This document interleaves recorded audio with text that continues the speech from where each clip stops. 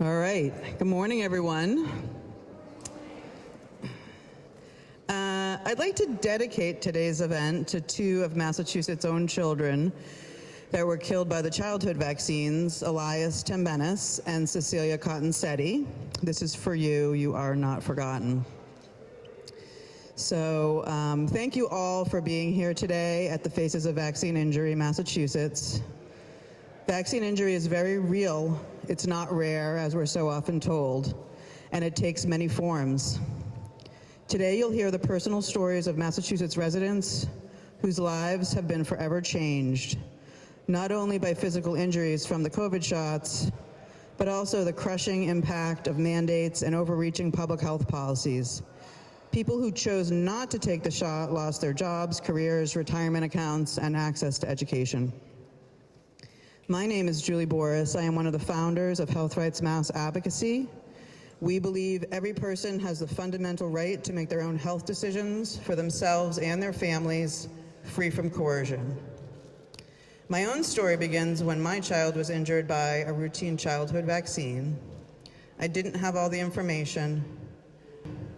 I didn't know the risks, and I didn't ask any questions.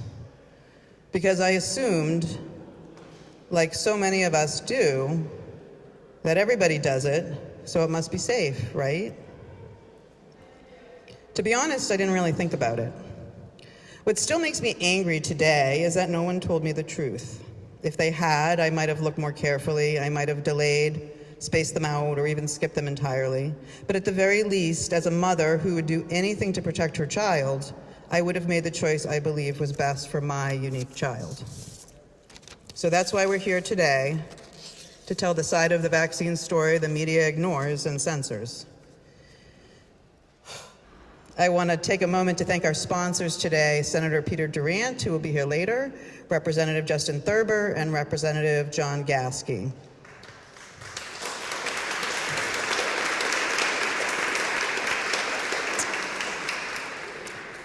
I want to thank them for standing with us to protect health freedom. And I also want to thank our hosts, Health Rights Mass Advocacy and Children's Health Defense New England, for helping to make this event possible. For the many speakers today, being here required extraordinary effort. Some are vaccine injured, struggling just to get through the day. Others had to take time off of work, travel long distances, and summoned great courage to speak out, and we honor their strength. Our message is simple.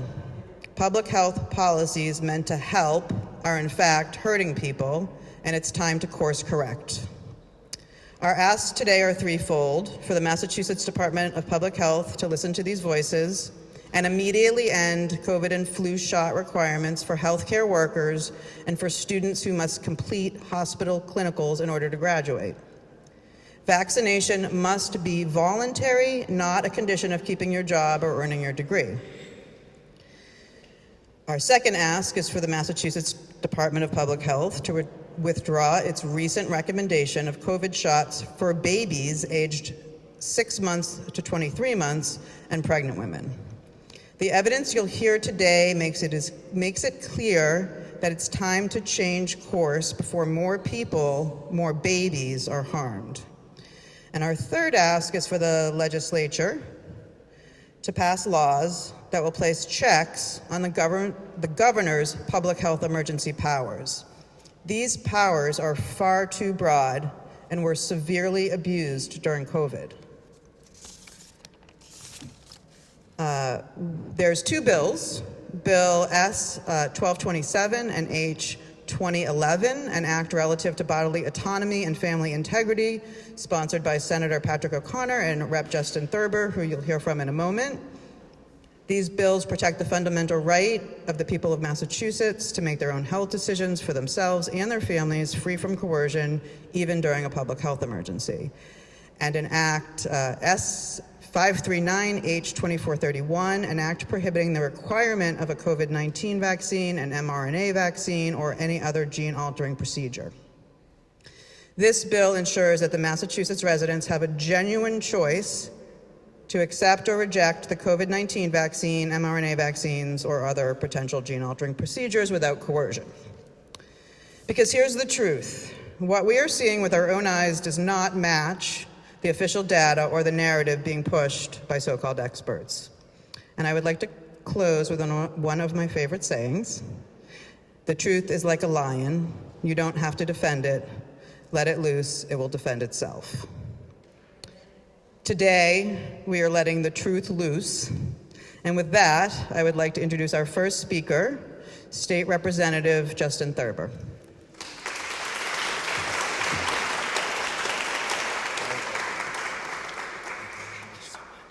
Thank you, Julie. Thank you, everyone, for being here.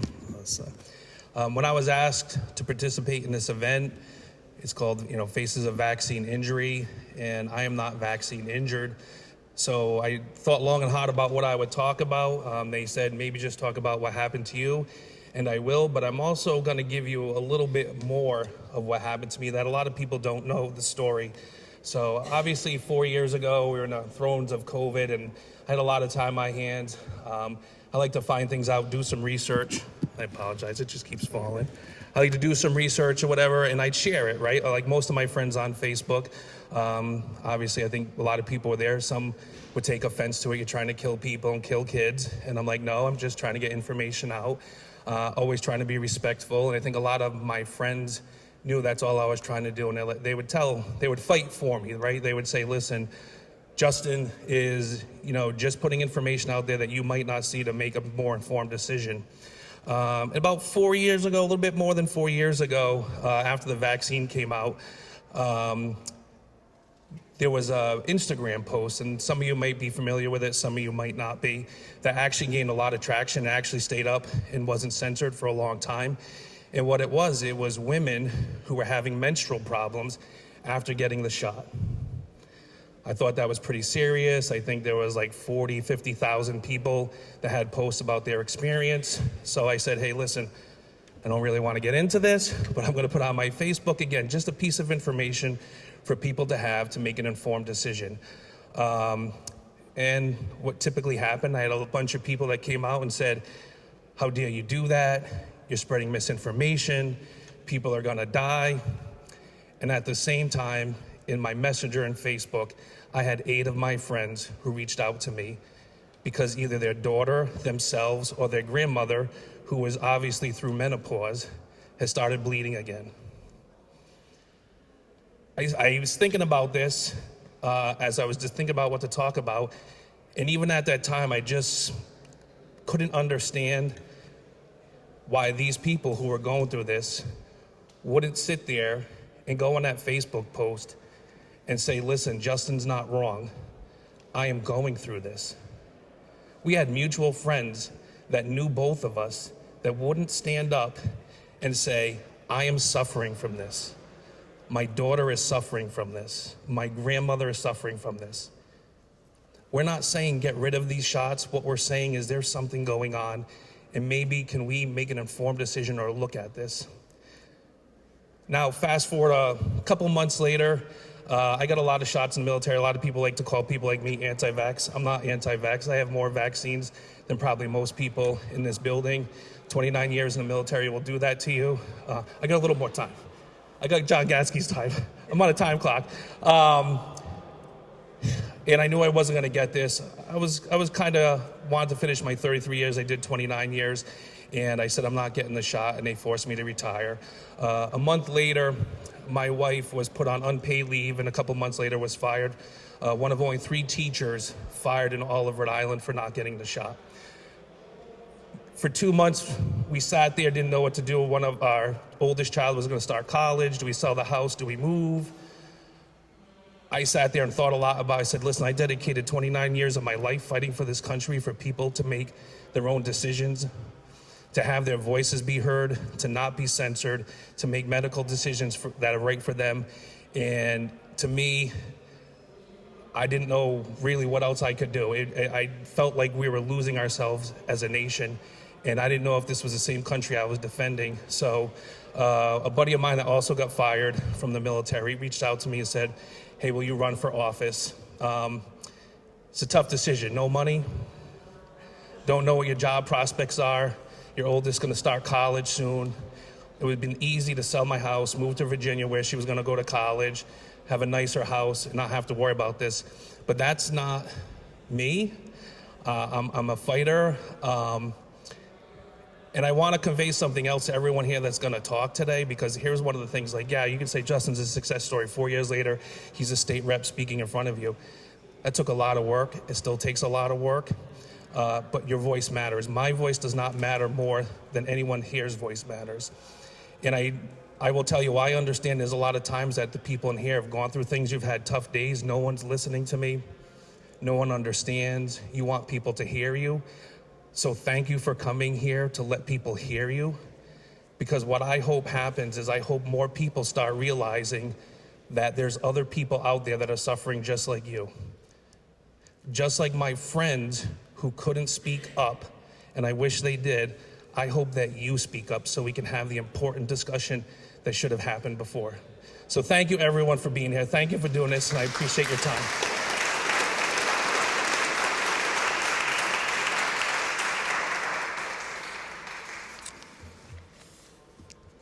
Thank you, Rep. Thurber.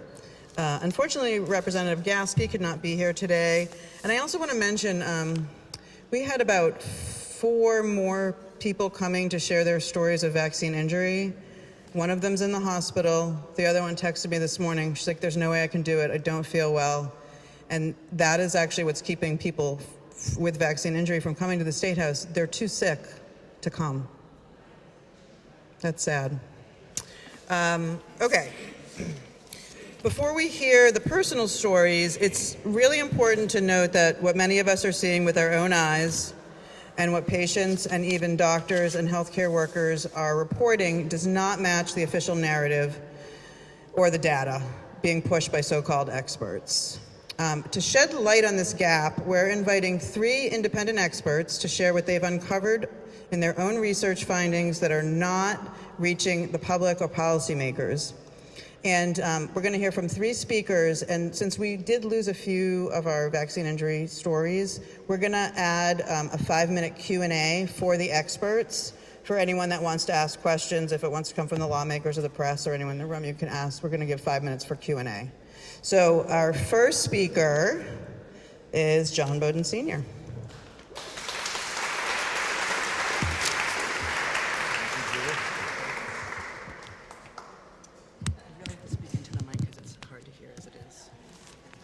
Thank you, Julie. Thank you, Julie. I'm going to have to hold it.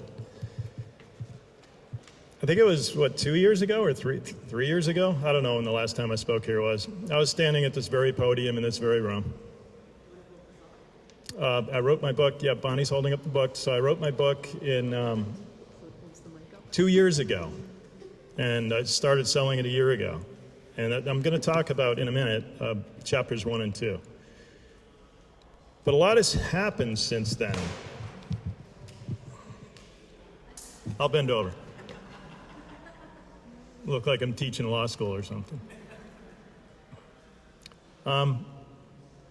People say, he's the data guy or whatever. It's not about data, it's about people. That's why I really like this event, because we have people here and they tell their stories, but they're not stories and they're not anecdotes. They're real life. They're injured for life. They've lost loved ones. It matters. And it's important to get the stories out there. So before I get into the data, I'm going to say that since the last time I was here, people have commented online. There's it's over 100,000 views of various snippets from my last talk here. They said it looked like I was wearing a prison uniform. And Michelle, my friend, made fun of what I was wearing. So I brought the same shirt and I'm going to wear it.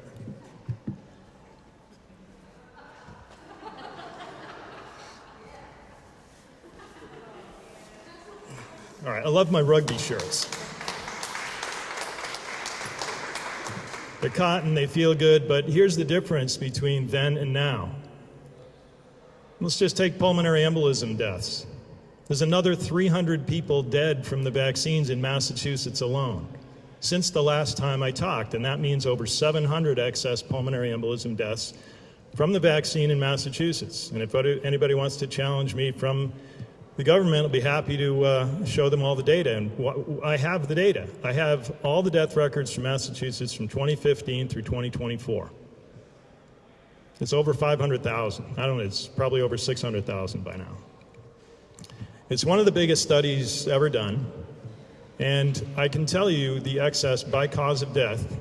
I can tell you what every individual medical examiner wrote, their pros, the words they use.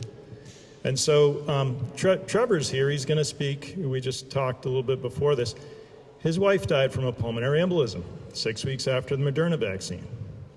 But that's one of an extra 300 since the last time I wore this shirt and spoke here. Like, I feel like I'm a prisoner in my own head knowing all this stuff, and yet how do I get it out to the people? How do you get the people to know when the press generally doesn't cover anything like this? Why? Well, maybe because $47 billion in venture capital financing in pharmas in Massachusetts, 600 pharmaceutical ecosystem companies, 50 companies over $100 million a year in revenue in Massachusetts in pharma, 10 companies over $1 billion a year, Moderna's headquarters, Pfizer's divisional headquarters for mRNA is in here, Jake Auchincloss, my congressman, his father was Fauci's number 2. He Auchincloss for a number of years. His mother is Lori Glimcher. She's president and CEO of Dana-Farber Cancer Institutes. Also sits on the board of GlaxoSmithKline, and before that, Bristol-Myers Squibb. In 2021, who was the CDC director, Rochelle Walensky? She was on the board of Mass General Brigham right before having that job. Who instituted the vaccine mandates? Her, and they went over to CMS and got CMS, that's Centers for Medicare and Medicaid Services, and they got them to lean on all the hospitals. We're going to withhold your money unless you mandate vaccines. And how much does Mass General Brigham take in? $4.1 billion a year from Medicare. That doesn't even count the $2 billion or $1.2 billion from Medicaid, $2.5 billion research and academic. What's that, BARDA, Biological Advanced Research and Development? But I said I was going to talk about people. I'm going to use the remaining time to do that. So, chapter 1 of my book is Cassidy. Cassidy Baraka was 7 years old. She died on January 18, 2022. That's a year after the other person I'm about to mention, a year later. So they knew what the vaccine does, and they pushed it anyway. They had a vaccine bus outside the school in Groton, Massachusetts, vaccinating all those little kids. So Cassidy reacted in 5 minutes, vomited for 8 to 10 hours. That was the first vaccine. Second vaccine, a few weeks later, she had terrible abdominal pain, 103-degree fever, didn't have bowel movement for days, and then died. A year before that, Brianna McCarthy was 30 years old. Her death record now says she died from the vaccine. 3 years after she died, and they said she died from COVID, not the vaccine. Under pressure from the books, from her father calling the state and saying, fix it, make it right. And on Cassidy's death record, they said she died of COVID too, not the vaccine. There's no mention of the vaccine. At least in Brianna's, they couldn't hide it. There's a paper, Fatal Post-COVID mRNA Vaccine-Associated Cerebral Ischemia from Nadia McMillan, 6 doctors from Beth Israel Deaconess Medical Center and Harvard Medical College. This is an absolute vaccine stroke death. Strokes are up very high. There's a lot of excess.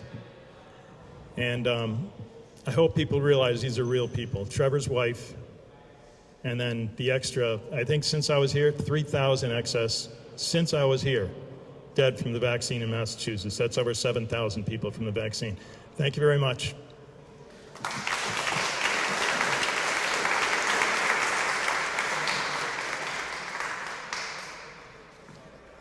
I'm afraid to move this because it won't go back up.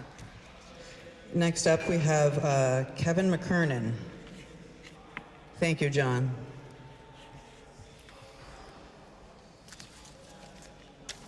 Good morning, everybody. Can you guys hear me okay? So, let me see, how's that better? All right. So I spent my career, 30 years in genomics, started here, actually across the river at MIT. Whitehead Institute, we were sequencing the Human Genome Project, racing Craig Venter, and it was an exciting time. We learned a lot, and I think the really shocking thing you're going to find out today is that all of the efforts we put into the Human Genome Project to understand how to personalize medicine were erased in the last 5 years. We've turned into herd medicine. We've ignored what we've learned from this project. After the Human Genome Project, I started several biotech companies and have sold them. I didn't need to work for the last 13 years. I decided to get into sequencing medicinal organisms because I wanted to put them public to try to change the landscape of medicine. So when I came across the fact that there is contamination inside these vaccines, it stunned me. It stunned me that the field that we had developed, this ability to reduce the cost of DNA sequencing 100,000-fold in 5 years, which occurred with many of the great scientists here in this community, was never used on the vaccine. They injected it into 5 billion people with 13 billion doses. That's an enormous risk to the human population, to take something you've never sequenced, inject it into everybody, and hope things come out right. That might be the largest Darwin Award our species ever sees. When you understand what's in these vaccines, you'll come to recognize why. When we sequenced these, we found out there were still manufacturing DNA in these vaccines that were not supposed to be there, something that's known as an SV40 plasmid that is used in gene therapy that tends to integrate DNA into your genome.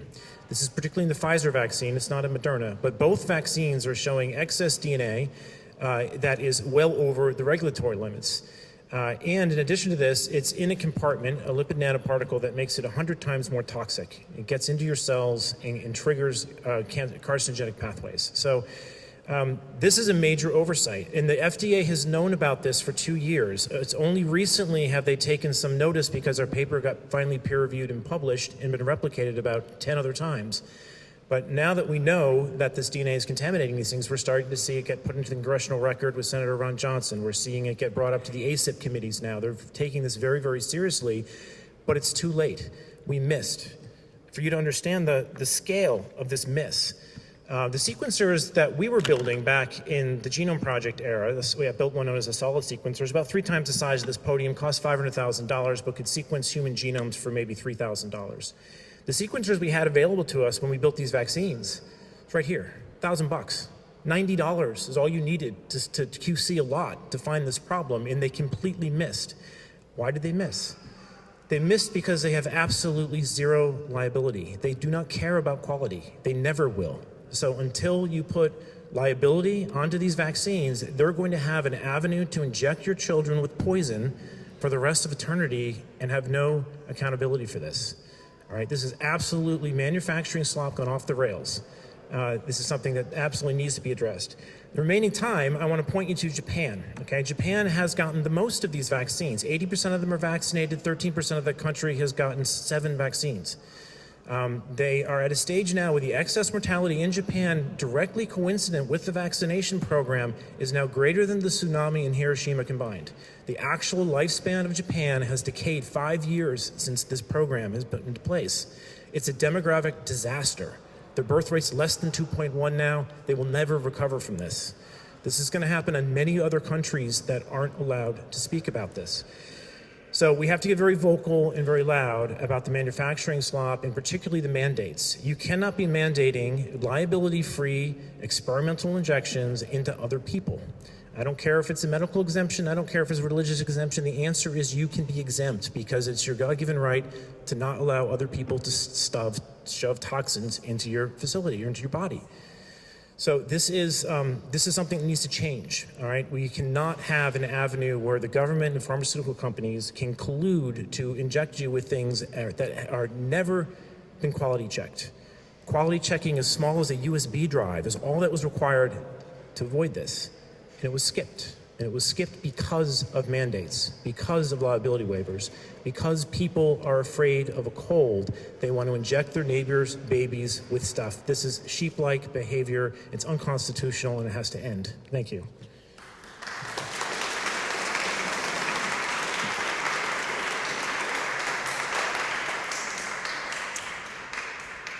Okay, next up we have Jessica Rose, and then we'll have a 5-minute Q&A for our 3 experts, and then we will get right to the stories. I will. Can everybody hear me? Yes? My name is Dr. Jessica Rose. I appreciate everybody being here, including press, especially the press. I have 5 postdoctoral degrees in applied mathematics, immunology, computational biology, biochemistry, and molecular biology. So I know a little bit about this, the science of the COVID shots. And then in the last 4 years, I've been digging into the vaccine adverse event reporting system data set from the US. If you avert your eyes to this chart here, you'll see some of the graphs that I've published in various and sundry publications. They're all peer-reviewed. Before I get into what this data shows, though, I'd like to say for the record that I don't think there's any point in arguing over exemptions. I think everybody should always and forever have the right to choose. If the vaccines are safe and effective, there's no reason to mandate them ever or to talk about exemptions. So I think I would like everybody to take note of the image on the far left on the bottom. This is a representation of all the adverse event reports to VAERS from the inception of VAERS, which was about 30 years ago, from 1990. And the low bars, I call this the bungalow skyscraper plot. The low bars represent all the adverse event reports for all vaccines combined that were reported to VAERS since the beginning of VAERS, 1990 to 2020. And the average number of reports is about 39,000. And again, I repeat, that's for all vaccines combined. There's been a very steady and proportional increase in reports that is in complete proportion to the number of products that has increased over the years. So everything was, the status quo was nothing to argue about up until 2020. Then in 2021, something happened, and the purple graph is only represents the COVID shots. This isn't all the shots, and this is only domestic data. This is only the US data. There's a huge anomaly going on here, and I'm not making any claims. I never do. All I ever do is represent or show the data in its raw form. And I've asked the question repeatedly to the owners of the data, which are HHS, CDC, and FDA, what explains this? And I haven't really gotten a good answer. And I probably have a little bit more time, so I'll go into causality, because most people who know anything about VAERS will say, well, it's a passive reporting system, it's not really a good data set, you know, there's underreporting problems. However, it's a pharmacovigilance tool designed and owned by the government, and the purpose of it is to use the information therein as data to do causality assessments.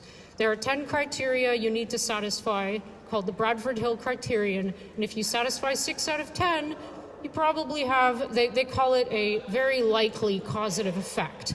It's always worked in the past. It was used to recall the rotavirus vaccine in 1999 due to a very small intussusception signal.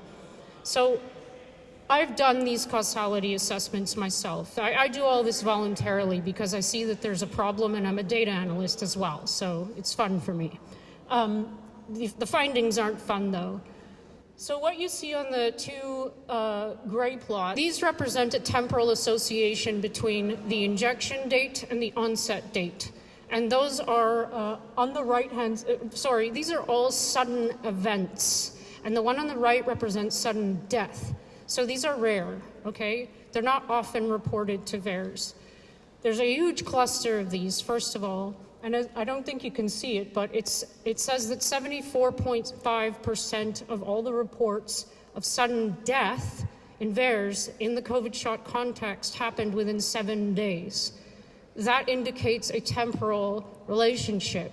Now, it's only one of the Bradford Hill criteria, but there are 9 others that you can satisfy equally well. And I'll just use the remaining minute of my time to refer you to the bottom plot. This is recently published, peer-reviewed. It took 3 years after I got my first version censored. This is an overlay of the myocarditis. Everybody knows what that is, inflammation of the heart. Reports extracted from VAERS. It's raw data. There's no interpretation. Superimposed on our world and health data, which is not my data. It's also, I think, I'm not sure who owns it, but it's a very well-recognized database. And what you see in blue, I'm not sure you can see it, the superimposed data are the fully vaccinated cases that were reported to our world in data. They superimpose perfectly Like you can see, they line up at the peaks and the valleys line up. This is the most important point when you're looking at this. With the myocarditis reports in VAERS, the myocarditis reports are a little bit offset. It's about a 2-week offset post the injection data point. So I'll just end with this. There's a lot of explaining that needs to be done. There are a lot of adverse event reports. There are over 1.6 million reports associated with the COVID shots in the VAERS database alone. And there are pharmacovigilance databases all over the world that are exactly saying the same story. So thank you very much. I appreciate the time, and I hope that everybody learned something today from what I said.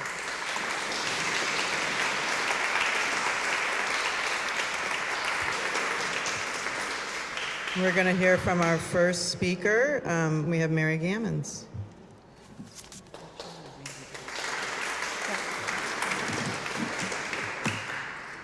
My name is Meredith Gammons. I go by Mary, like in Christmas.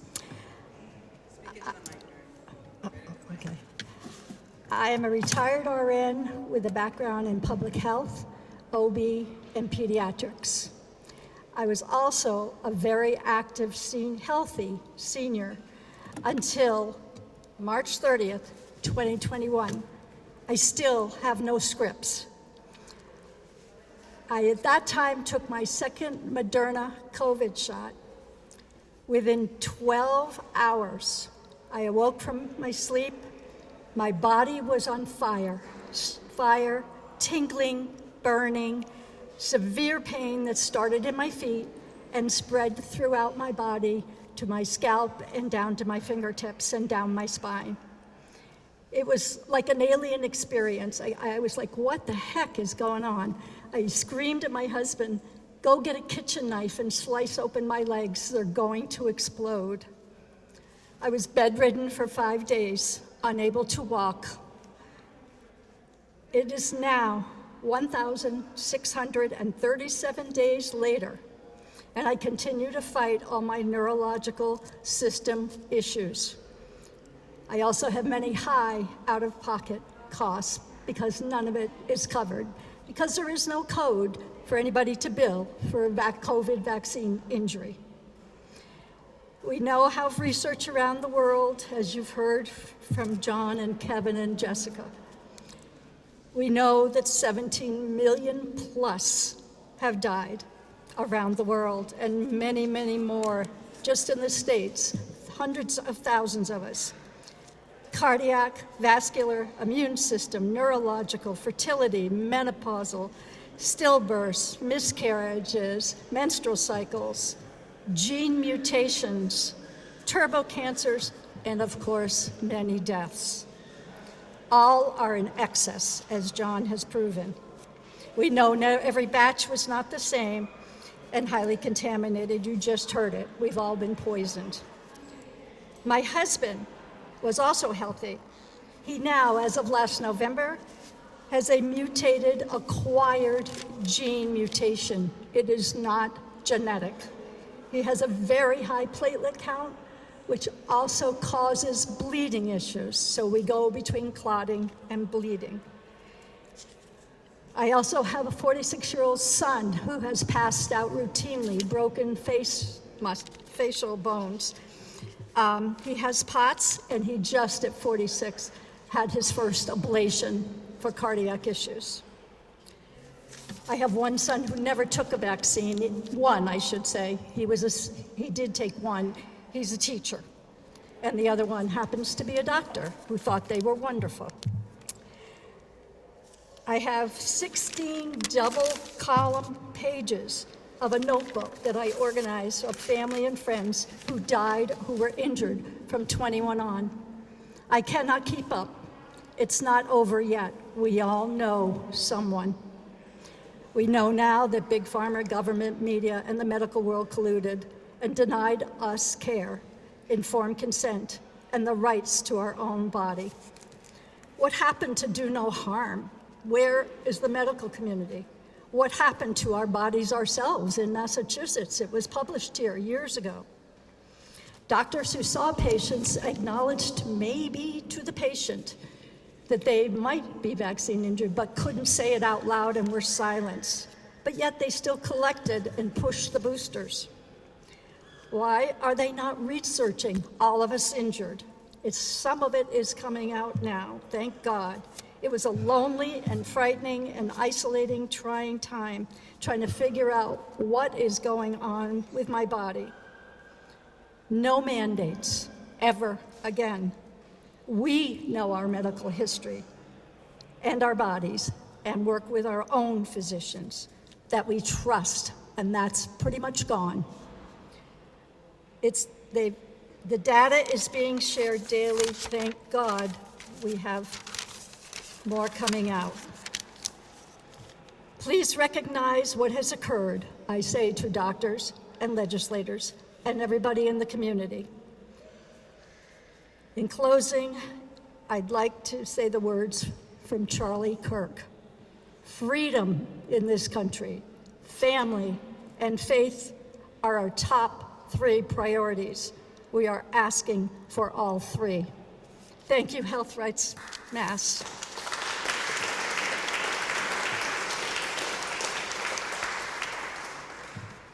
Thank you, Mary. I should also add that Health Rights Mass has a vaccine injury support group that Mary is in. And so if anyone is vaccine injured and they need some help, they can go to the Health Rights Mass website and sign up and get connected with some other people, and maybe we can find some answers. Next up, we have Trevor Dillman.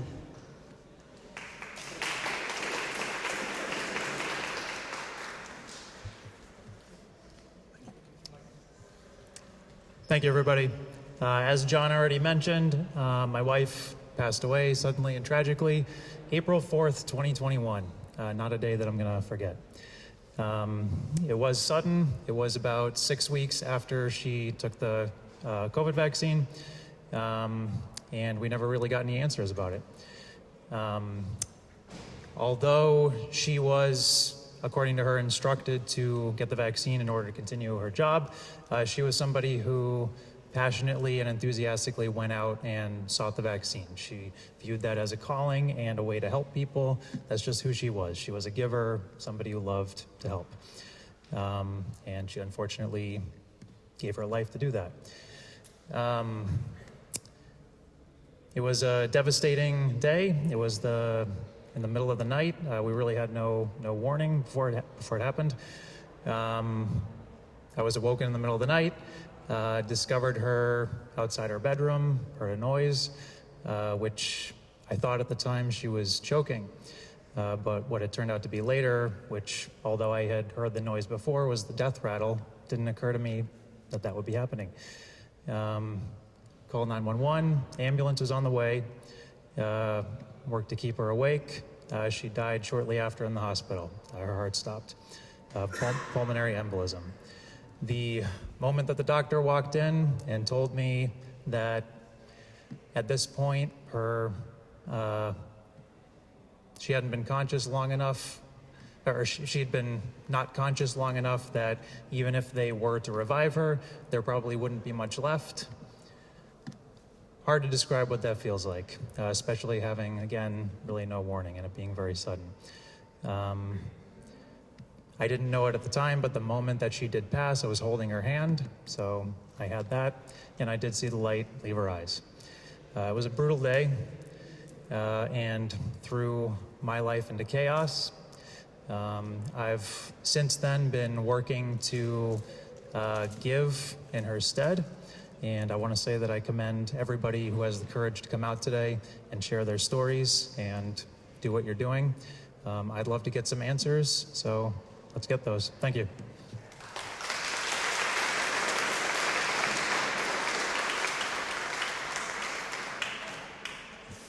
Thank you so much, Trevor. I'm sure that's hard to tell every time. Okay, next up we have Dr. Mary Sutton. Dr. Mary Kelly Sutton, you're up.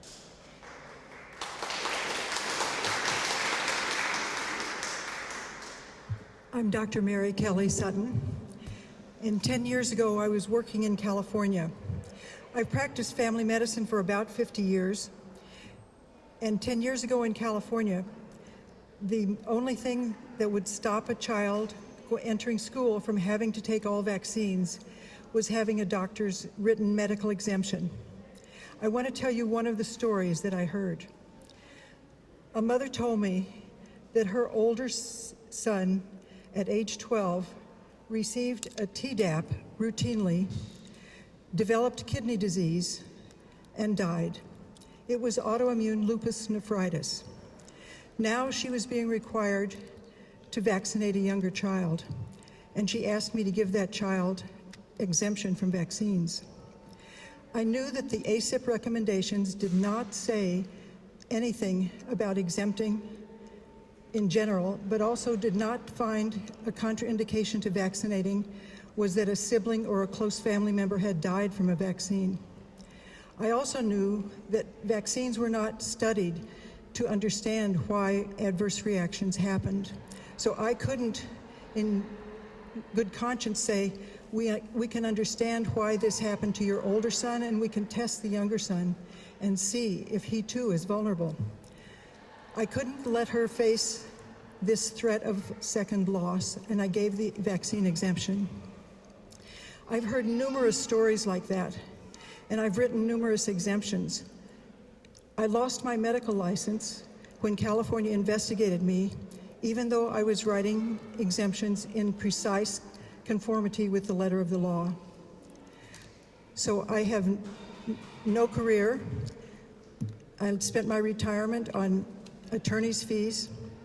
And when I came to Massachusetts to be grandma, the legal principle of reciprocal discipline also resulted in my Massachusetts medical license being lost. So I want to let you know that this is what happens to doctors, and so the medical exemption is not a strong option. But no matter what I've lost, it's nothing compared to what parents have lost, because they look at the human potential of the child that they have cared for and see that it's totally taken away. And this loss needs to be stemmed. Thank you.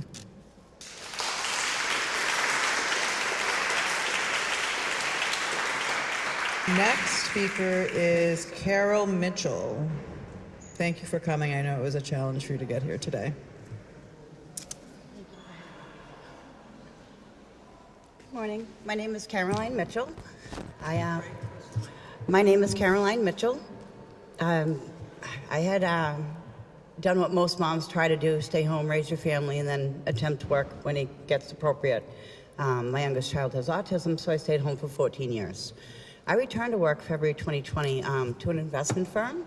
Had basically got right back into the administrative career that I wanted to go right back to, that was permanent for the rest of my life. As most offices had to deal with, there was the 100-person requirement to get the COVID vaccine at the time. I had then worked in the small office and was able, right at that requirement was dropped, I then kind of got the eyeballs from my coworkers and wondering when I was going to get the vaccine and asking, small 6-person office. So I then went ahead, and at the time I was walking and running every day up to 6 miles. Young, I'm now 51. This is 2021 when I got vaccinated. 2020, I got the position. Very, very active. No medications, no ailments. It was just years. I'm the youngest of 7, so I enjoy walking and running. I would take down the trees on my property if there were limbs and things like that. Repaint the interior of your home. I was a automotive mechanic at the age of 20. So I was just very strong and healthy all these years. I got the vaccine immediately. I was down. The two nurses standing next to me to make sure I could go home, that 10-minute wait was no longer 10 minutes, turned out to be a half hour or more. They contemplated to send me to the emergency room because of the effects. They got me resolved with cold water, cold ice pack, take my shirt off, get some fanning down. I went home that evening, go to bed, and I'm shorts. It was April. I'd walk and run that morning right down my road, went to work till 4 p.m. and then proceeded to get the vaccine. That evening, my knees were swelling from both knees, proceeded to take over one leg. One leg was this much bigger than my other leg. As you see, I'm not very big. That had happened and lasted over the next several weeks. It took me 1 week after the vaccine to find out, did something happen to me? I got reevaluated with an allergist, got confirmed, go ahead, you're all set, get the next vaccine. I was paralyzed, literally. 4 months, my husband carried around my home, hand-fed me, gave me medicines. my dog right by my side, and I couldn't move a finger. Couldn't pet him, couldn't enjoy any of my hobbies, anything I did to take care of my home and my family. I am 4 years in, and I am junk. I'm on immunosuppressants. My body's been attacking myself since April 29th of 2021, and I just had new blood work done last week, and it is confirmed I still have abnormal plasmacytoid lymphs, and they're now got paperwork in the Mayo Clinic to figure that piece out. I had the myocarditis, I had the vaccine thyroiditis from the beginning, several organs involved, and I am 12 joints that I deal with severe arthritis type of symptoms. My autonomic system is junk, battling on when I need to leave due to the heat. So I'm on permanent medications now to function at the age of 51, and I have my 2 PCA caregivers that come with me 4 to 5 days a week to help me. I urge you to please look further into this before we pass something like this and protect our children. Thank you.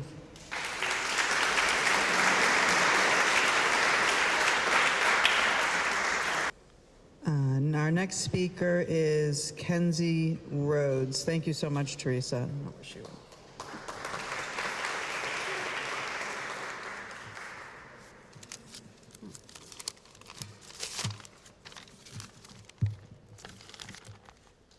My name is Dr. Kenzie Rhodes, and on November 4th, 2021, I was fired from the Department of Children and Families.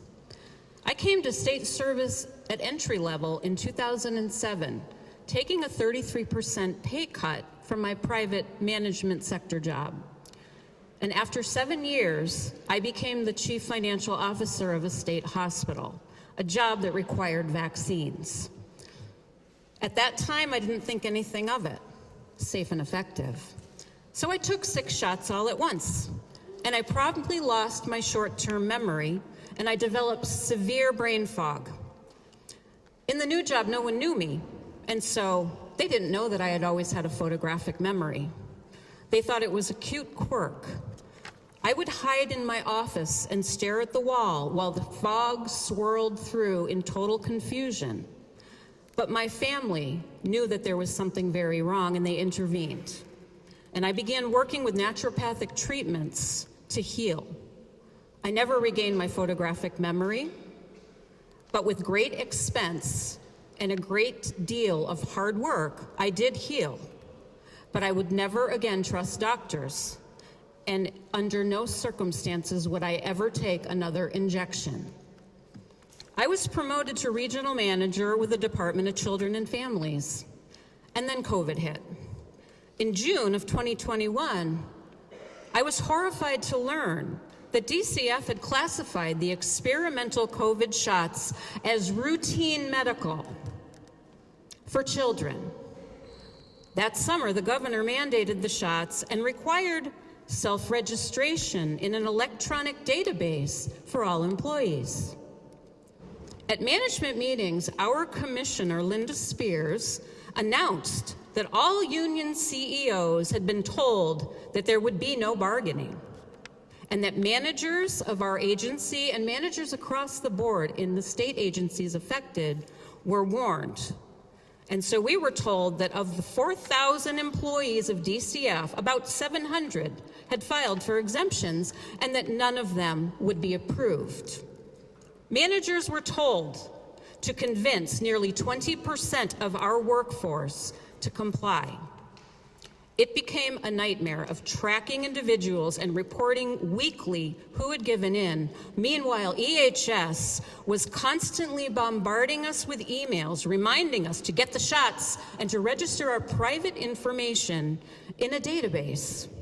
The pressure was absolutely relentless. I filed for a religious exemption, and it was denied. And when I told the EHS director that they were violating Title VII of the Civil Rights Act, she told me it didn't apply to them. In the weeks before I was fired, I and a group of about 20 fellow suspended state employees reached out and contacted our state representatives and senators begging for help. We were all told that there was nothing they could do. I was fired, and I lost almost everything: my career, a $90,000 a year salary, my reputation, my friends, my home, and I ended up living in an old camper. I survived on a small pension that I had just become eligible for. But you don't really accumulate much after only 14 years of state service. But it was enough while I began rebuilding my shattered identity. But I kept asking, how did Massachusetts get away with mandating medical tyranny? And why were they so sure that the law didn't apply to them? And so I began some deep research. And guess what? I discovered that the state government isn't what they claim to be. And so I got out of the system and I declared my status on land as an American state national, and I have been on that path ever since, and I would never go back. And so now I'm here telling my story because these wonderful and honorable people asked me to, but unfortunately I don't really believe that the general court is willing or able to do the right thing by the people. And so I'm inviting them to prove me wrong. Thank you.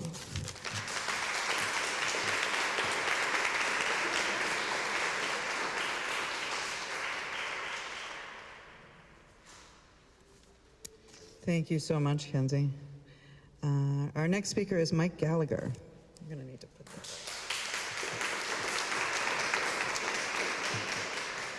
Thank you. My name is Mike Gallagher. Diabetes, autism, cancer. None of these severe conditions should ever be a part of a child's story. However, our family contains all of these. Sorry. Each of my children was diagnosed with one of these diseases within months of their 18-year-old vaccination.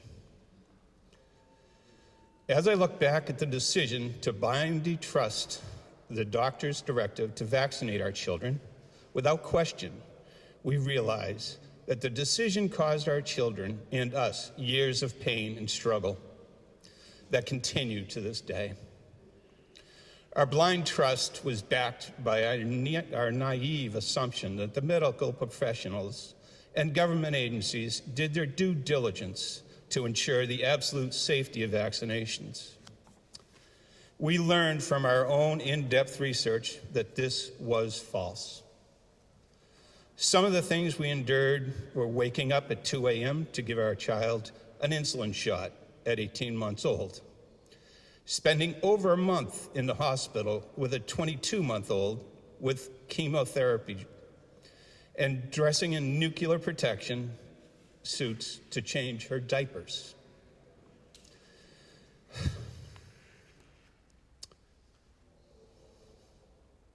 These experiences made me question medical decisions required of parents, especially when they insist. Apologies, I got lost. These experiences made me question medical decisions required of parents, especially when my instincts suggested the possible link between these sudden illnesses and the vaccines my children received. Our concerns were dismissed by doctors who denied any connection and refused to accept any financial responsibility for the potential adverse reactions. The uncertainty lingered, fueling my resolve to protect my children and do my own research. It wasn't until years later, in the context of the COVID pandemic, that my quest for understanding intensified. I turned to resources like the VAERS information, the site searching for patterns, stories, or anything that might be shed a light on the questions that haunted us. What we found was both reassuring and alarming. I was not alone. I learned the vaccine injuries were very real and purposely hidden.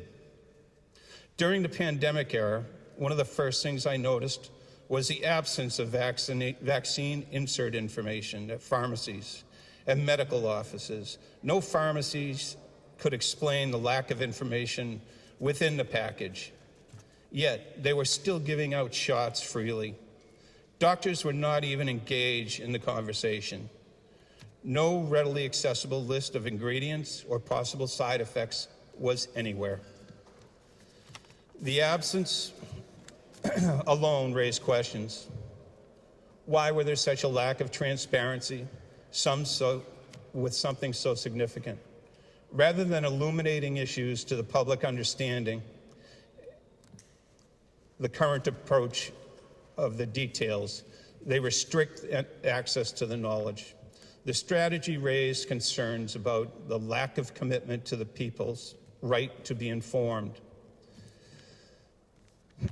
In search of legal resources, I found the Nuremberg Code, which forbids forced medical vaccinations or treatments. They became a reference for me. I aimed not only to hold the medical community, but also local government responsible for and remind others of the right to refuse consent. The impact of our family struggles extended beyond the physical health.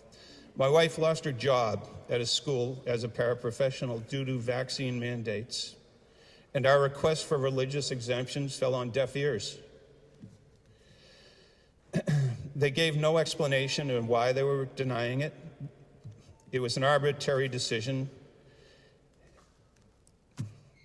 and caused emotional turmoil within our family. In seeking solidarity, we joined groups like Blessed by His Blood, the Vaccine Control Group, hoping for both community and protection against job loss. It took my wife over 3 months to heal enough from her town's rash decisions, an emotional toll to seek new employment. Her saving grace was finding a position in another school system that was not under draconian rule, a turn that helped restore sense and stability to our house.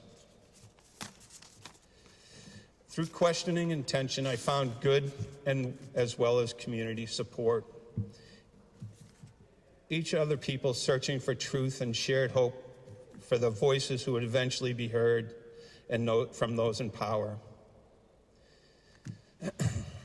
Ultimately, I hope we emerge from this time not only as a better prepared, but also more determined to question and demand accountability from those in power.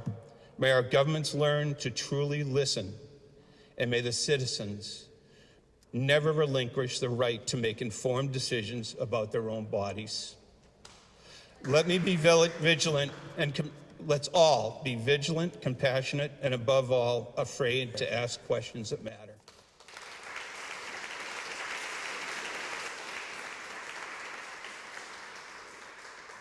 Our next speaker is Lindsay Hurley. She's going to be speaking for a lot of the people that couldn't be here today. As I mentioned, Health Rights Mass collected over 250 stories, and she's going to share just some excerpts from a few of those.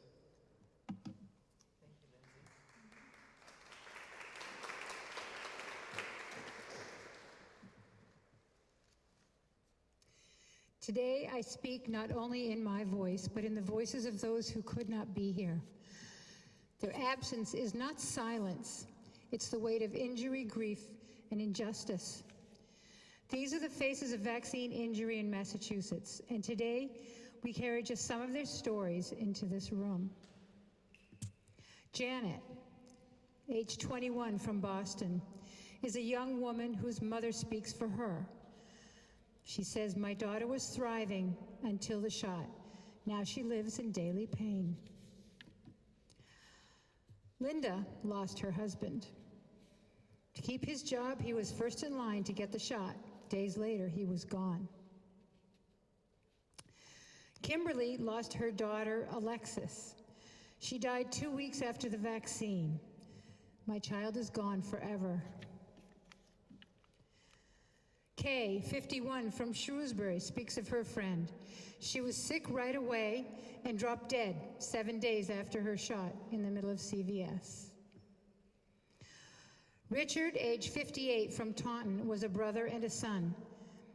He had a heart attack and died after the vaccine. Excuse me. Robin, 64, was a lifelong cyclist, riding over 8,000 miles a year and in peak athletic health. After the vaccine, her health collapsed. In 2020, I was strong and thriving. After the shot, I could barely walk across the room. Darren, age 18, from Danvers. I got the second dose of Pfizer's vaccine, and 8 days later, I collapsed. I was admitted to Tufts Hospital with POTS syndrome. The head of pediatric cardiology put in my chart that this was caused by the COVID vaccine. I don't know what the long-term effects will be, but my mother worries every time I play a sport that I might drop like so many other young men. I only got these shots so I could go back to school without wearing a mask. Sandra, age 62. 2 weeks after my first Pfizer shot, I had palpitations and high blood pressure. After the second, I was rushed to the hospital with a seizure and brain bleed. I was unconscious and in the ICU for days. Now I'm diagnosed with small fiber neuropathy, and I live with disabling conditions. Anna, 48. Age 48. 2 weeks after my second Pfizer shot, I developed severe GI symptoms. I've been diagnosed with vaccine-induced IBS, multiple digestive disorders. Before 2023, I took no medications. Now my quality of life is down from a 10 to a 2. Donna, 2 days after my second shot, I couldn't breathe. I was rushed to the hospital with massive blood clots in both lungs. I spent a week in the hospital and will be on blood thinners for the rest of my life. These voices, Janet, Linda, Kim, Kay, Richard, Robin, Darren, Anna, Sandra, and there are so many more, including those who had hoped to come today but couldn't. These people are living testimony of a system that has failed its people. They did not ask for special treatment. They asked for truth, compassion, and choice. We gather here today so that they are not erased, not forgotten, not silenced. For every shot story told, 100 remain unheard. Let this event be the beginning of a reckoning, because health without freedom is not health at all. And silence in the face of harm is complicity. Today, we refuse silence, we speak for the injured, and we demand no more.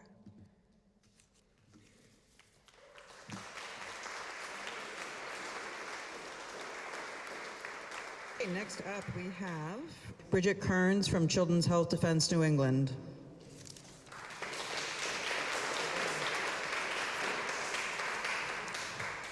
Good afternoon. My relationship with God and the decisions I have made based on my religious beliefs have led me on a journey that I could never have planned. From discrimination in the doctor's office, to fighting for my children's right to attend school, to being fired by my employer for my beliefs, I've had to dig deep to find the strength needed to stay strong in my convictions.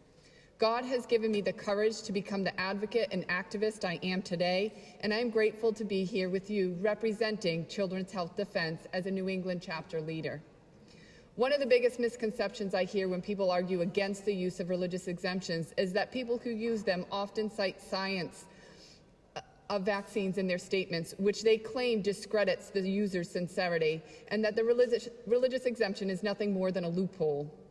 I am here to tell you there's nothing farther from the truth. First of all, it took me to understand the science behind vaccines to even understand how it conflicts with my deeply held beliefs. Second, I am able to hold separate beliefs, both ones based in science and those based in faith. People that become scientists, doctors, healthcare professionals don't simply abandon God in their pursuit of knowledge.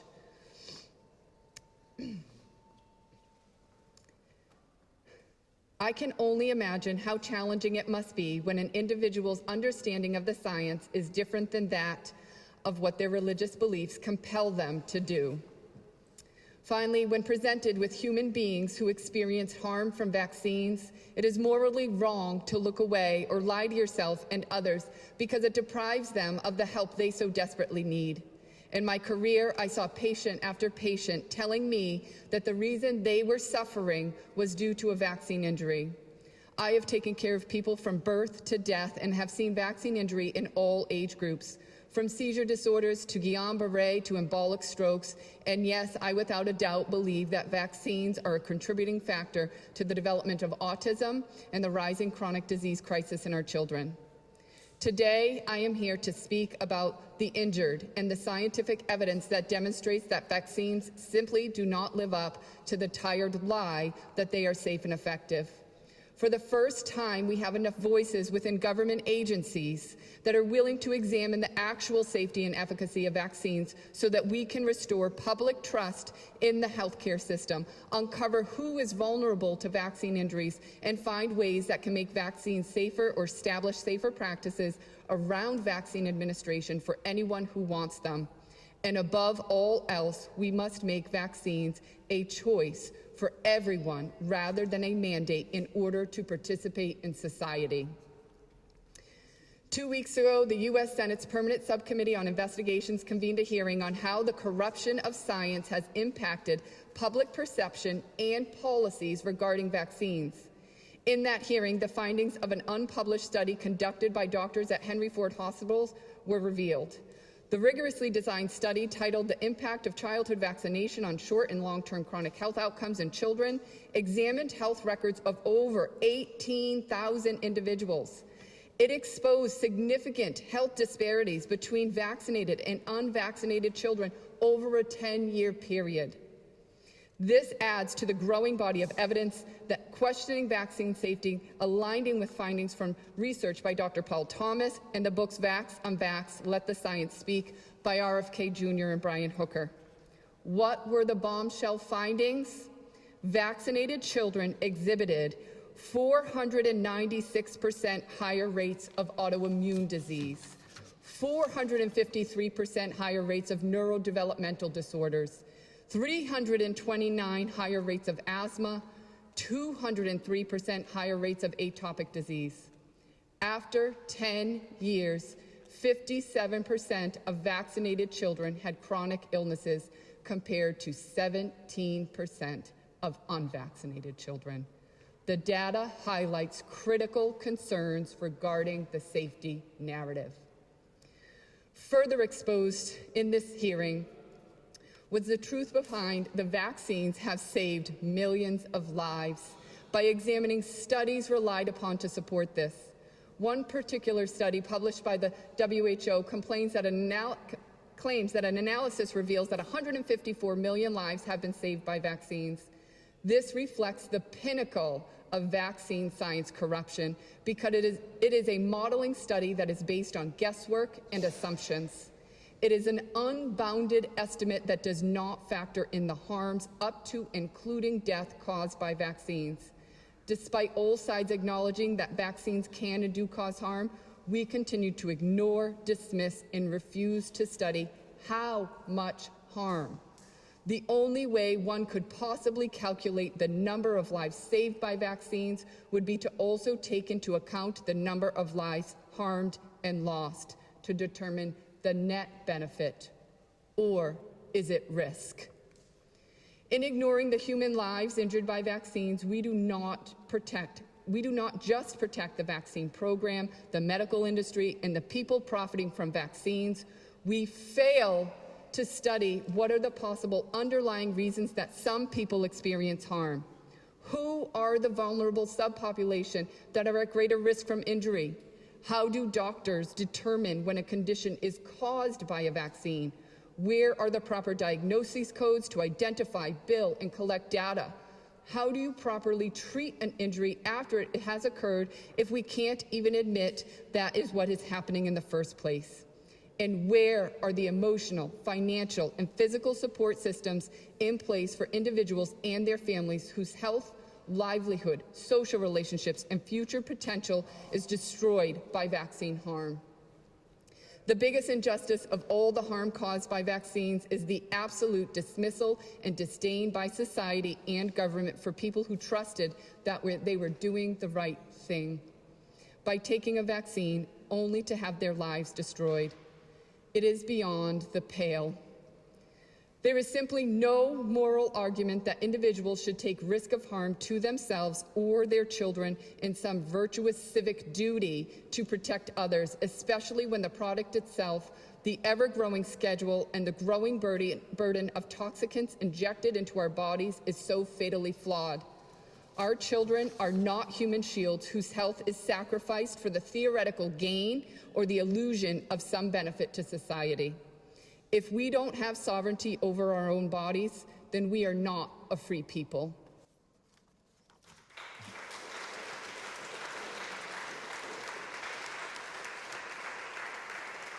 Before I had the vaccine on April 4th, I was a very healthy person, had no pre-existing conditions at all. And a year ago, this month, began 3 months of being bedridden.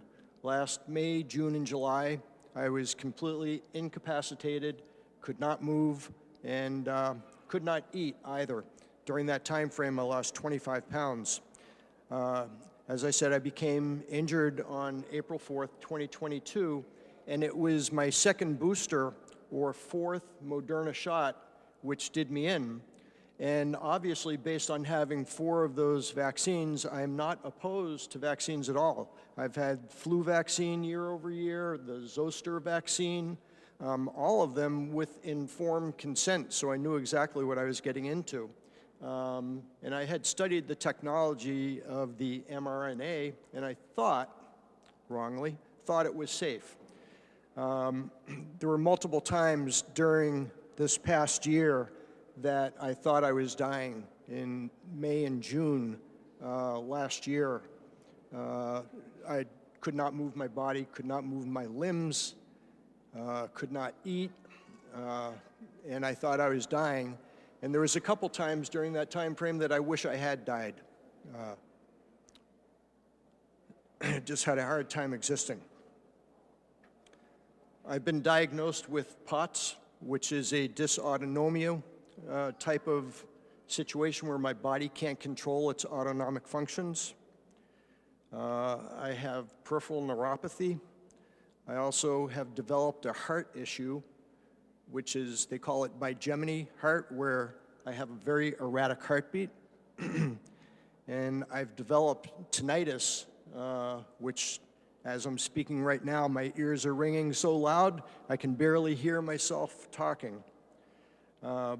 During this time frame, this last 12, 13 months, I've seen 13 different specialists, my general practitioner, and also engaged in acupuncture during this time frame.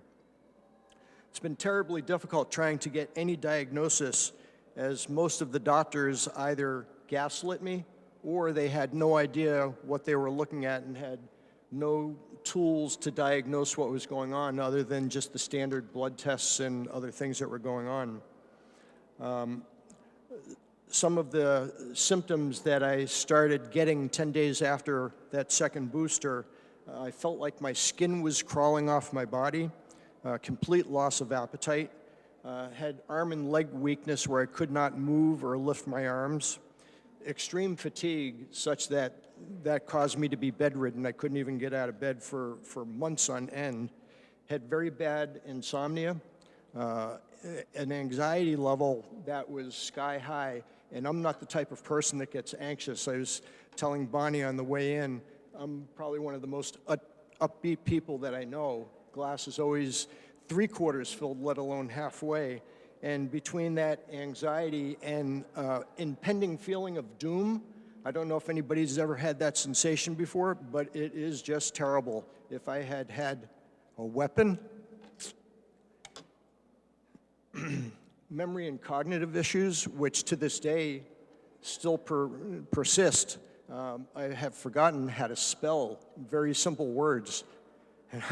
When I went to write this out, I'm looking at some words that I wanted to put down, and I couldn't figure out which letters went in which order. Just couldn't figure it out. Overall malaise, body vibrations. I felt like I had a non-stop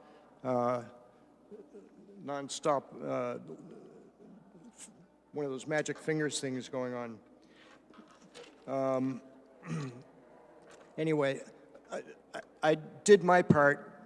I got vaccinated. I feel as though I've been abandoned by the government, by the FDA, by the NIH, by the CDC. There's no acknowledgement of this condition, thus there's no therapeutic approach to it. The goals that I have, in addition to the goals that were spoken about before, is working with the React 19 organization. We're trying to get some things changed at the federal level where there's some compensation reform of the CICP and the VICP program to implement ICD-10 codes for vaccine injured such that insurance can pay for people who are going to their doctors and getting tests. Investigate the lack of follow-up that has been put in the VAERS database, because it's there for vaccine adverse effects, but they haven't used that information to take any action, and to get to full transparency of this vaccine and such that doctors have knowledge of what's going on and have some approaches on how to deal with people like myself and others that have been injured. Thank you for listening.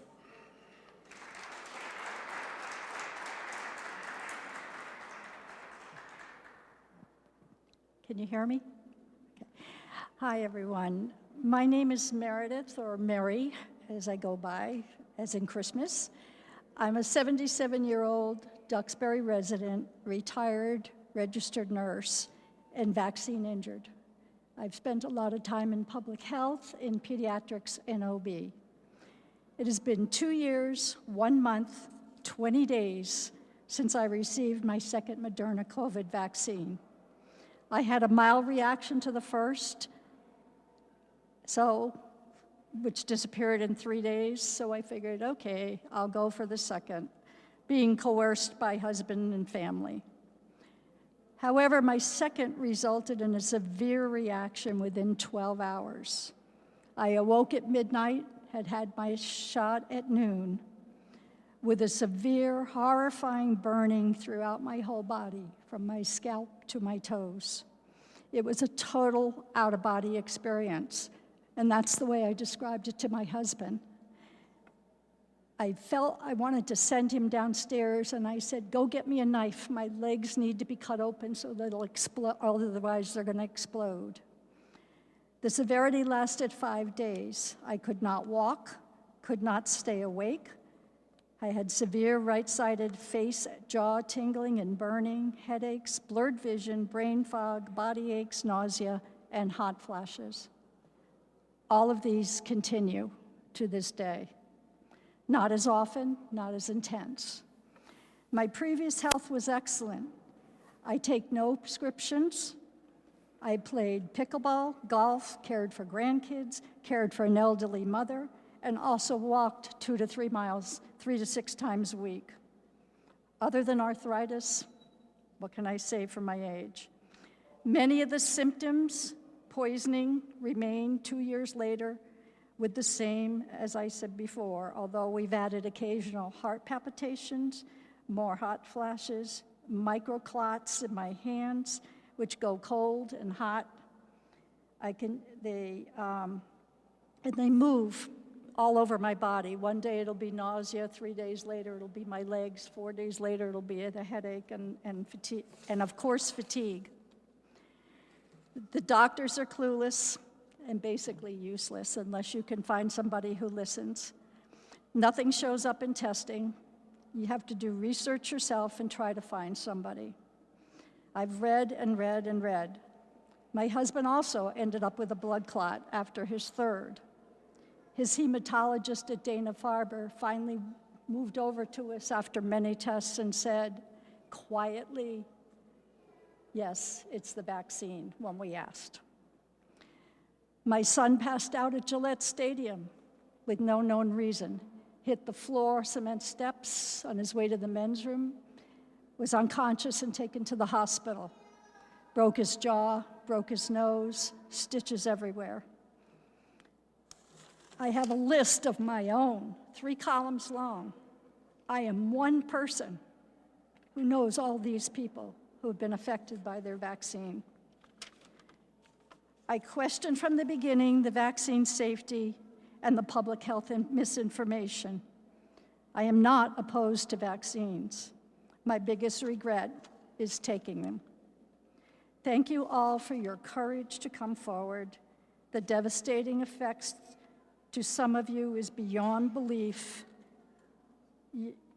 Your symptoms and health, job losses, financial situations all pale in comparison to my own. I thank God I was retired. God bless you all. And thank you, Julie, Hannah, Dan, Lynn, Bonnie, and the many, many others who are keeping us moving forward. You're doing a great job. Thank you.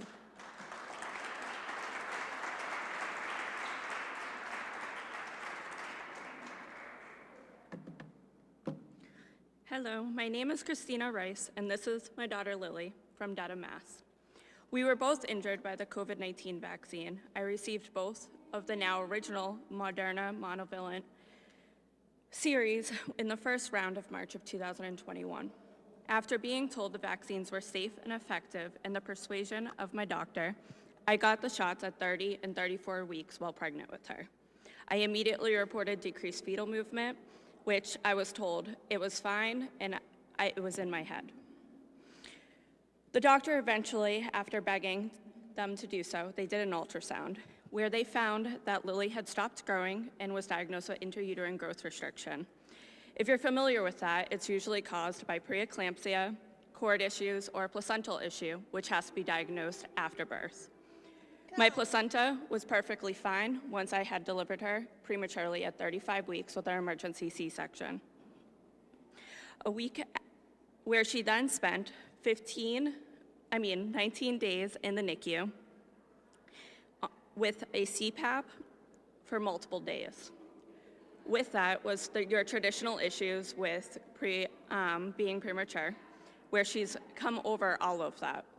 Since discharge, though, for the last 2 years, she's had issues with growth and development.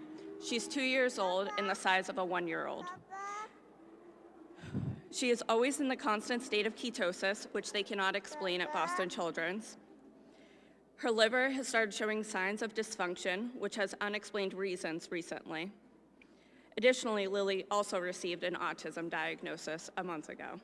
We have spent the last 2 years fighting for her health, where I'm gaslit by multiple doctors, specifically at Boston Children's. All testing has been not really helpful. They can't figure out exactly what's wrong with her. We've spent multiple testing days, transfusions for IVIG. We've spent multiple stays of inpatient to get more tests done in regards to her liver. Lily recently received the diagnosis this morning that they don't know what her diagnosis is, so it's all completely unexplained. My only regret is taking a fast-tracked vaccine that they should have had many years of clinical studies, but I was told it was safe and effective, and as any mom, I did what I thought was best. Thank you for having us, and I appreciate everyone who stands up and tells their story. So thank you.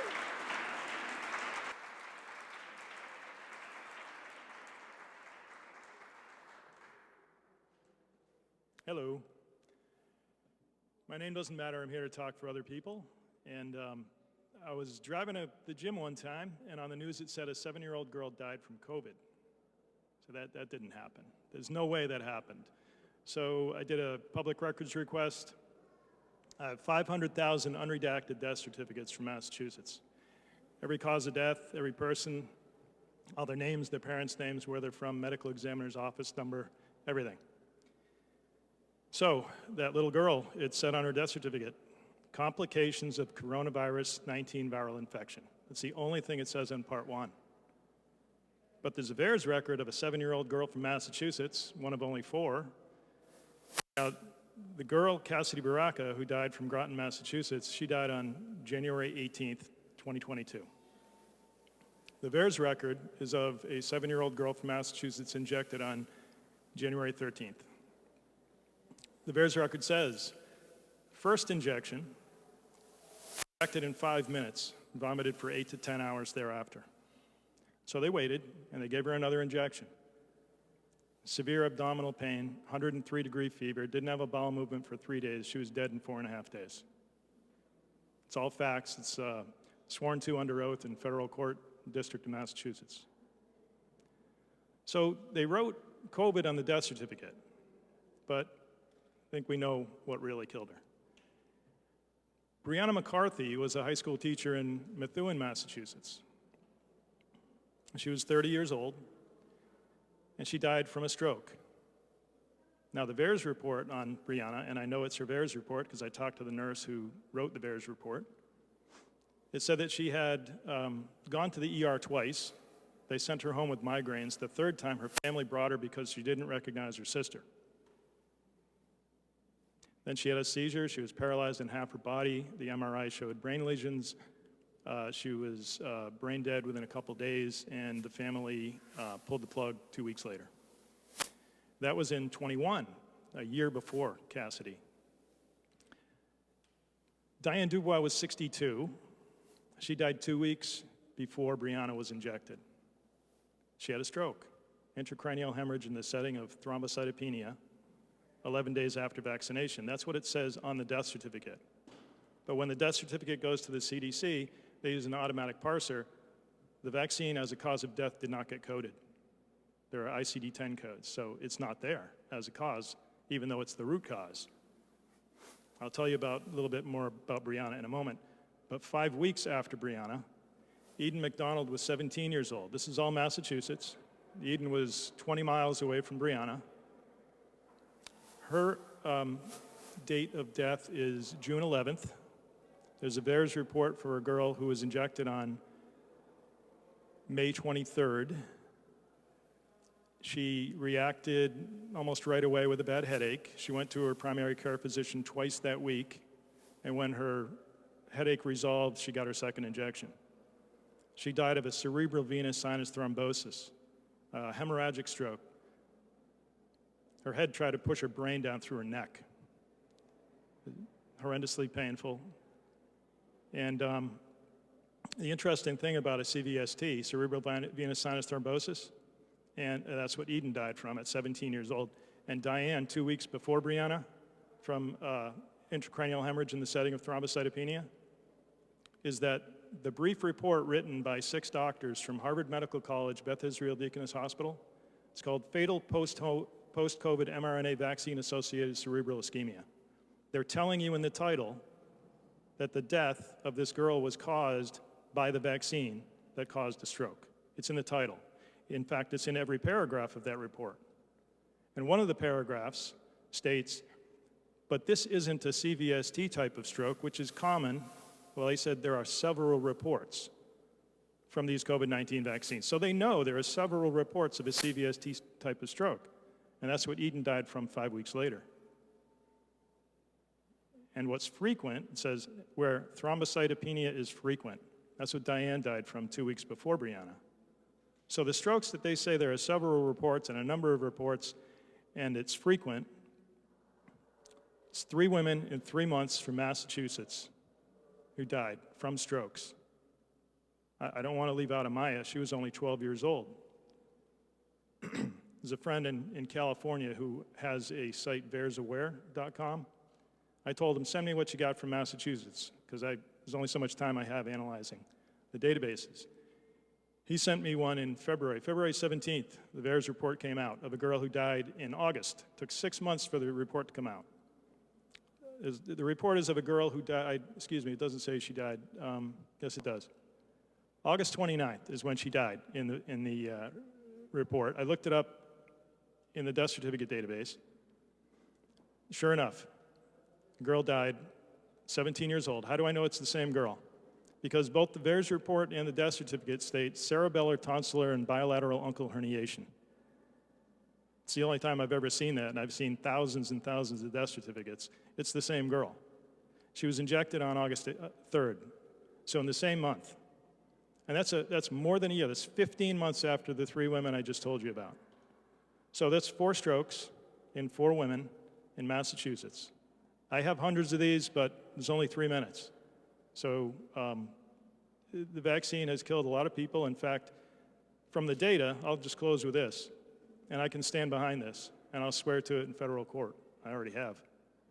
More than 4,000 people in Massachusetts alone have died from the vaccine. If you guys know me, you know where I get that number from, cardiac arrhythmia, cardiac arrest, pulmonary embolism, acute post-hemorrhagic anemia, thrombocytopenia. The list goes on. Thanks for your time.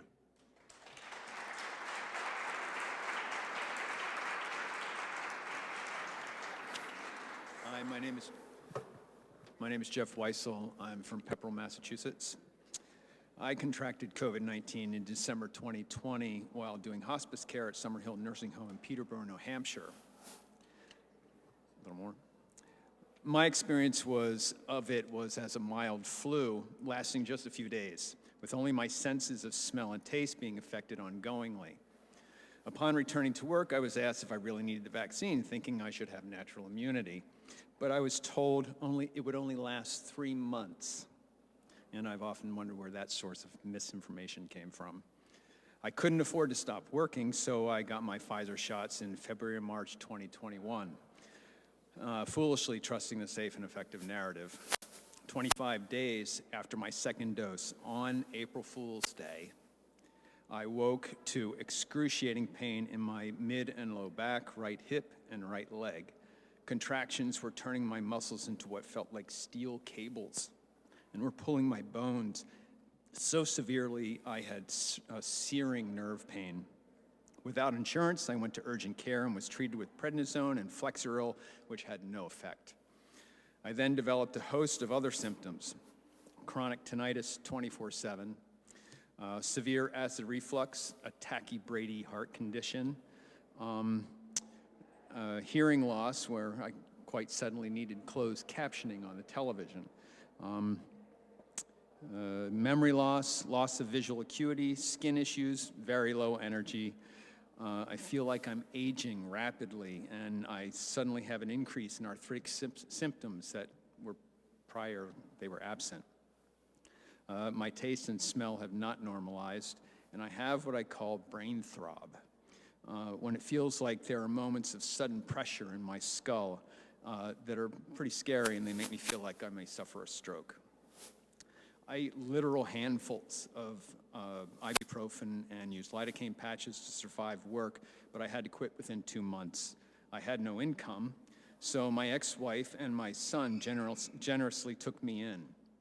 Eventually, I found Dr. Syed Haider online, and he prescribed ivermectin, fluvoxamine, and prednisone, which I supplemented with N-acetylcysteine and Z-Stack, and some acupuncture and chiropractic care, which had to stop due to lack of funds because I had to file for bankruptcy.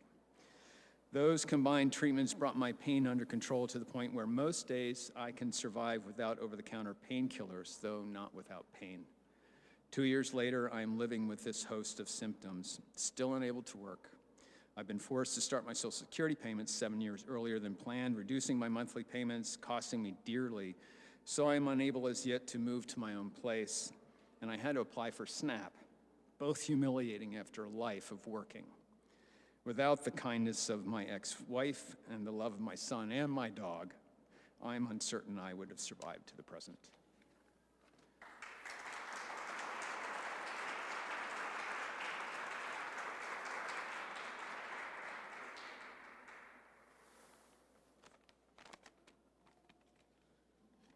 Hi. My name is Frances Forgione, and my husband and I had been going back and forth between Colorado and Massachusetts until last summer, where we became a full-time resident in Dennis, down in the Cape. By profession, I'm a counselor, a licensed clinical social worker, and a licensed addictions counselor. And I specialize in trauma, anxiety, depression, addiction, grief and loss, and couples therapy. Prior to the vaccines, I was a healthy 60-year-old working out at Orange Theory and doing all kinds of athletics and activities. In the spring of 2021, I got my Moderna vaccines in Plymouth, Massachusetts. I thought I was doing the right thing by myself and other people. My story is not the most severe that you might hear. I might look okay. I'm walking, I'm talking. That's what doctors would say to me. You must be kind of okay. But invisibly, a very painful journey. During the weeks that followed the vaccines, I started to have neurological problems ranging with a range of symptoms. Internal vibrations, buzzing, tingling, burning, my back, my spine, my arms, my legs, my feet, patches throughout my body. I felt like I was living inside an electrical storm like you see on the horizon. I had a bizarre array of pain and symptoms throughout my body. On a good day, my clothes on my body would feel like sandpaper that burned against my body as it would move and rub throughout the day. On a bad day, it felt like acid under my skin, like shards of glass stuck in my back, and every time I would move with clothes on, it would hurt. I couldn't sleep on a bed because the sheets were painful against my body. I can't wear 90% of clothing that's out there. I found I can tolerate nylon and fleece. Fortunately, I can find a little bit with my medication that I can wear, because without medication, I couldn't tolerate anything. And that would make this a very interesting presentation. It took me on a journey for the next 2 years of over 17 doctors between Colorado and Massachusetts. Some of the best neurologists, rheumatologists, endocrinologists, and more in both states. Many had no idea what would cause this. A few were suspicious about the timing of the vaccines. I underwent a lot of different testing, a lot of blood work to rule out causes. Most of the blood work, MRIs, testing came back normal. Finally led me to an autoimmune specialist in Denver, Colorado. She was very thorough. I had a 5-hour appointment. She drew over 30 vials of blood to do a deeper dive as to what's going on. At the end of all this, her conclusions were 3 diagnoses: small fiber neuropathy with sensory issues, mast cell activation syndrome, and Sjogren's. She drew a direct link to the vaccines that had thrown off my immune system and strongly recommended no more boosters. Trial and error of medications and supplements and diet to help address the problems. As a professional counselor, I can personally and professionally attest to the emotional trauma that some of the medical issues have brought on, with a lack of places to talk openly about this topic without it becoming politicized, shut down, dismissed, ignored. Along with many others, I too have felt the confusion, the anxiety, the fear, and the aloneness. We are weary of being caught in the political crossfires and just need help. We are looking for legitimate discussions, answers, scientific research, and treatments to address the vaccine injuries, regardless of where you fall politically. The bottom line is we just need help. To this day, 2 years later, there's not a single day, not even a single moment, that I don't have some kind of symptoms I'm feeling, even though I look just fine. I am grateful to the doctors that have helped so far. I'm grateful to my family of friends who have witnessed and walked alongside this journey. And I'm grateful to God, who has allowed me to have the courage and the hope to continue this process.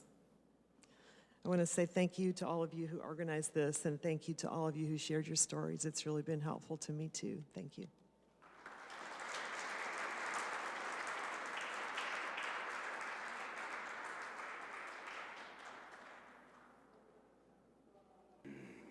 Hello, my name is Doc Prine. I'm a resident of Warwick, Massachusetts, a very small town in western Massachusetts. And I am a journalist. I work for the largest news organization in western Massachusetts. I was told not to submit any ideas or stories, to do stories about vaccine injuries at all. I can't tell you how ashamed I am of my industry.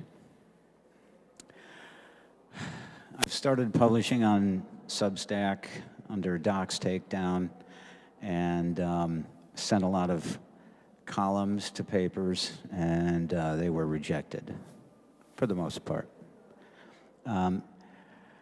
But I should tell you about my personal injuries. I received a shot because I didn't want to see my wife in a big room alone if she had a reaction.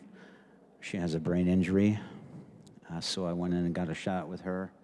Next day, I knew I made a big mistake.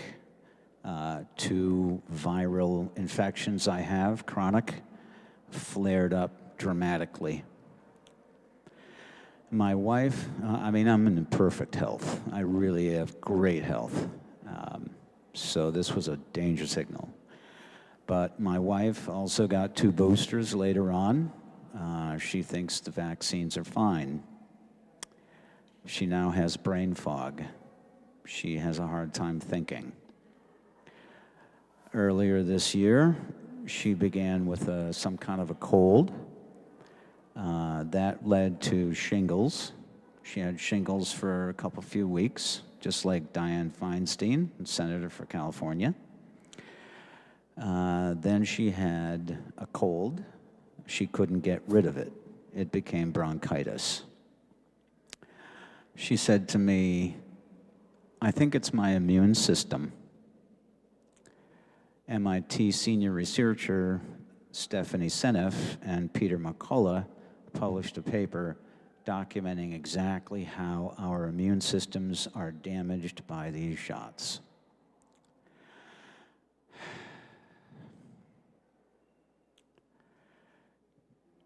She spoke to me recently about going to Vermont for assisted suicide. And I said, well, we're a ways away from that, honey.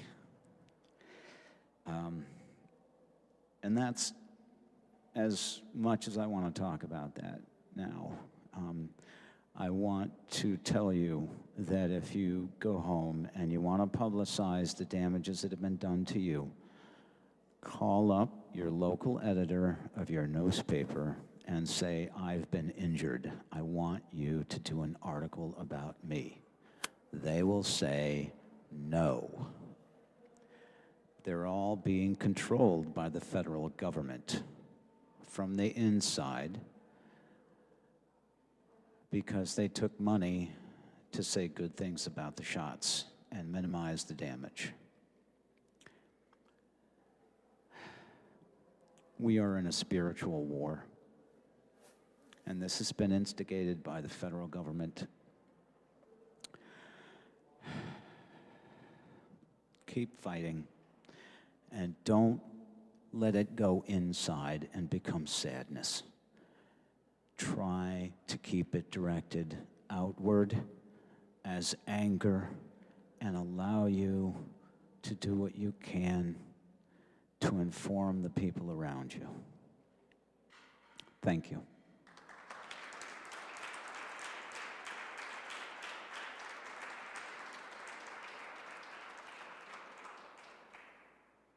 Everybody coming in and listening to us today. It's a very tenuous topic, obviously, but the problem is that there's real people that have been impacted by this in the worst kind of way, that are now stuck and trapped in a political fight that none of us ever wanted to be involved in to begin with. So we really appreciate you coming with an open mind and to listen to what each of these people have to say. Independent thinking is something that really needs to return to the center stage of the United States of America as far as dialogue goes. So anyway, so my name is Brianne Dressen. I am a previously healthy mother of 2 young kids. They were 6 and 8 years old when I got sick. Before that, I was totally healthy. I hiked a mountain here where I live that's got 5,500 feet of elevation gain. And it's usually takes 15 hours to hike, and we did it in 9. So my body was great. I was an ideal candidate for a clinical trial. So I enrolled in the fight against COVID in a clinical trial here in the United States with AstraZeneca. And my reaction started within an hour of my shot. It started with pins and needles. Within the next 2.5 weeks, I ended up with severe tachycardia, bradycardia, tremors, limb weakness, and I ended up in the hospital because my legs weren't working and I was peeing my pants. So all dignity was out the window at that point. And after being there for 3 days, not even getting so much as a lumbar puncture, We had to beg them to even run a typical blood panel. One basic blood panel is what I got. Their drugs didn't work, so I was sent home with in-home intensive physical and occupational therapy with a diagnosis of anxiety due to the COVID vaccine. So I couldn't even get myself out of my house to go to a PT place to rehab my legs. They had to come into my house, and that was due to anxiety. So that was just the beginning of what is a nightmare for me that I endure every day. I still deal with well over 20 symptoms on the daily. When you sit down at night after your busy day of work and taking care of your families and just trying to unwind, whether you're reading a book or whatever it is, if you can imagine what my day is like at the end of the day, where I'm electrocuted from head to toe, inside my brain, inside my heart, throughout my body, and it's a horrific, painful, stinging sensation 24/7. It never stops. In addition, I have severe tinnitus, and that's a horrific screaming in my head 24/7 that never stops. To say that my peace has been robbed of me for the rest of my life at this point is an understatement. I also have been robbed of at least 20 years of my life. My kids are still in elementary school. So to say this has been a nightmare has been an understatement. From this, I've been incredibly blessed to meet some incredible people like Ernest Ramirez, and to have to sit there with him almost on the daily and see just how much his life has changed. He goes home to an empty house. There's no one there to greet him anymore. Maddie DeGarry, a young 12-year-old that enlisted in the clinical trial for Pfizer, she now is completely confined to a wheelchair, has a feeding tube. She can't even get appropriate medical care out of the clinic that did this to her because they are paid generously by Pfizer. And Pfizer is also opening a new clinical trial wing at that hospital. But that child that they dramatically changed her life, they won't even open the door to help her rehab her life. Just a few other things that kind of tip the scales a little bit on this. When I first got injured, I didn't speak for 7 months. And the reason being is because I didn't want to cause vaccine hesitancy. I'm not speaking out because I'm injured. I'm not speaking out because my life has been shortened. I'm not even speaking out because my life is a nightmare. I speak out, and I speak out forcefully because of what has happened to tens of thousands like me, and what the government and what the drug companies have done to people like me. We have been completely abandoned. Federal law has mandated that we cannot sue. So any vaccine you get, you cannot sue the manufacturer. If you are injured by a COVID vaccine, you are forced to file on a fund that paid out $40,000 to 10 people total in 3 years of the COVID pandemic. At React 19, the organization that I helped co-found, we have well over 36,000 COVID vaccine injured Americans just here, many of which are from Massachusetts, which I'm hoping that you will listen to them and hang around and listen to their stories. But they also, we've been able to issue grants, medical expense grants for $750,000. The US government has paid $40,000. In addition, there are no COVID vaccine injury diagnosis codes on the record. You will not find COVID vaccine injuries anywhere in the medical records. We have asked the CMS to implement these codes, and they won't do it. The government of Germany, the health minister of Germany, has acknowledged COVID vaccine injuries on mainstream media. They have opened up call centers. They have opened up a vaccine injury clinic. They're looking into research and protocols to help us. The US government is not doing their job, and I don't take that statement lightly. But here at the state of Massachusetts, where you are, you have an incredible responsibility to make sure that people are not mandated into an illness that there is no accountability if something goes wrong. If you are going to even consider mandating, you've got to make sure that every single step of the way that the product is effective, which there's going to be a strong argument here about that, that they are safe, which there's a strong argument against that as well. But then also that if there is a harm, that these people will be taken care of. And I am the one that's able to tell you definitively that these people absolutely are not, and they will not be taken care of if something happens to them.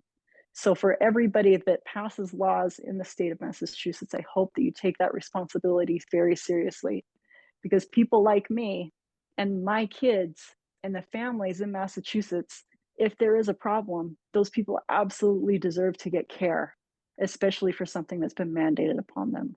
Thank you. Hi, my name is Anna Cadleb. Thank you for allowing me the opportunity to share my vaccine injury story. I work in healthcare and received the Pfizer vaccine in January of 2021. I received the second dose on January 29th.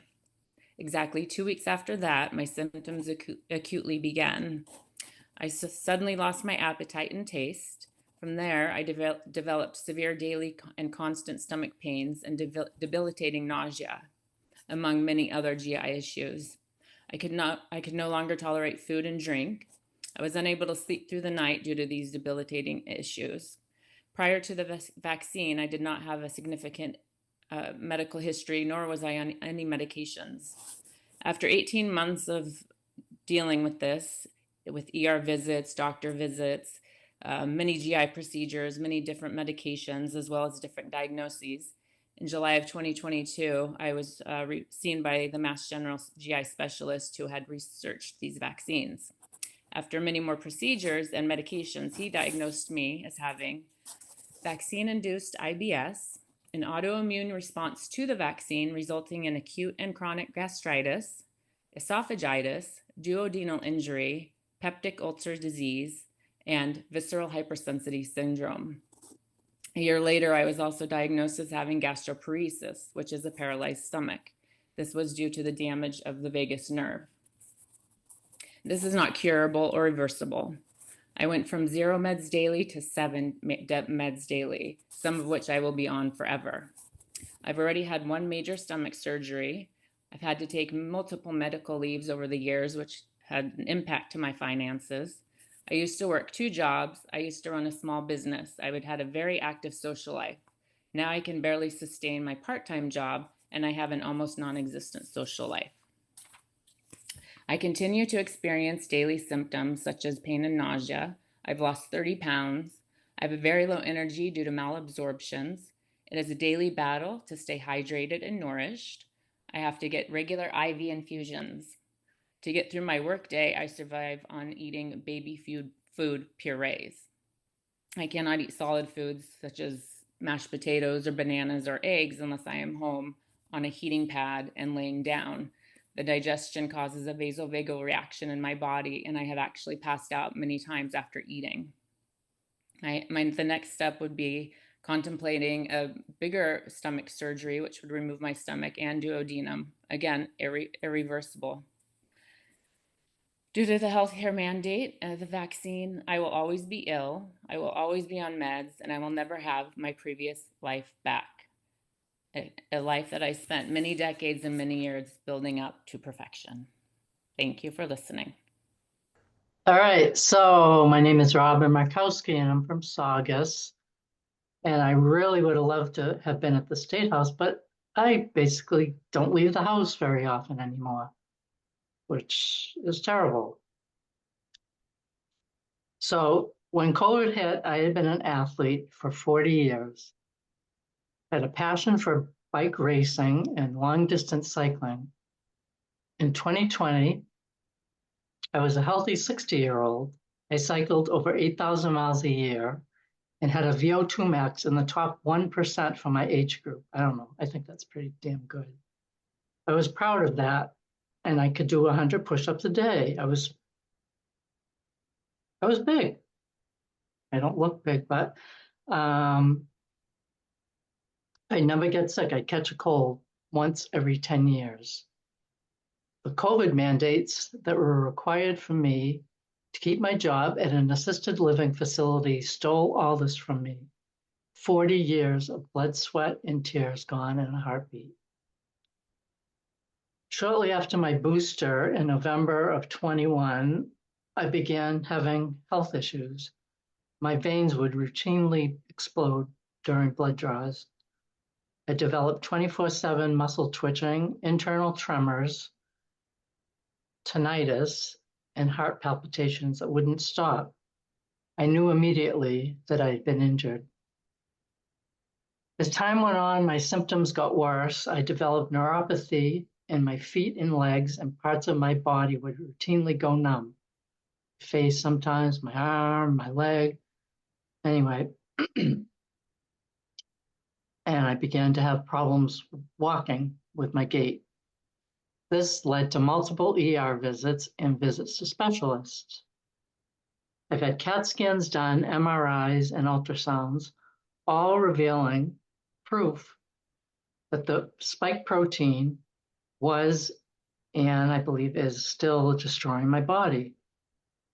A brain CAT scan showed generalized brain atrophy, cerebellar atrophy, and small vessel disease. I mean, these are diseases that people get in their 80s, not a healthy 60 whatever year old. An MRI of my spine showed severe stenosis with spinal cord flattening and cerebral spinal fluid leak.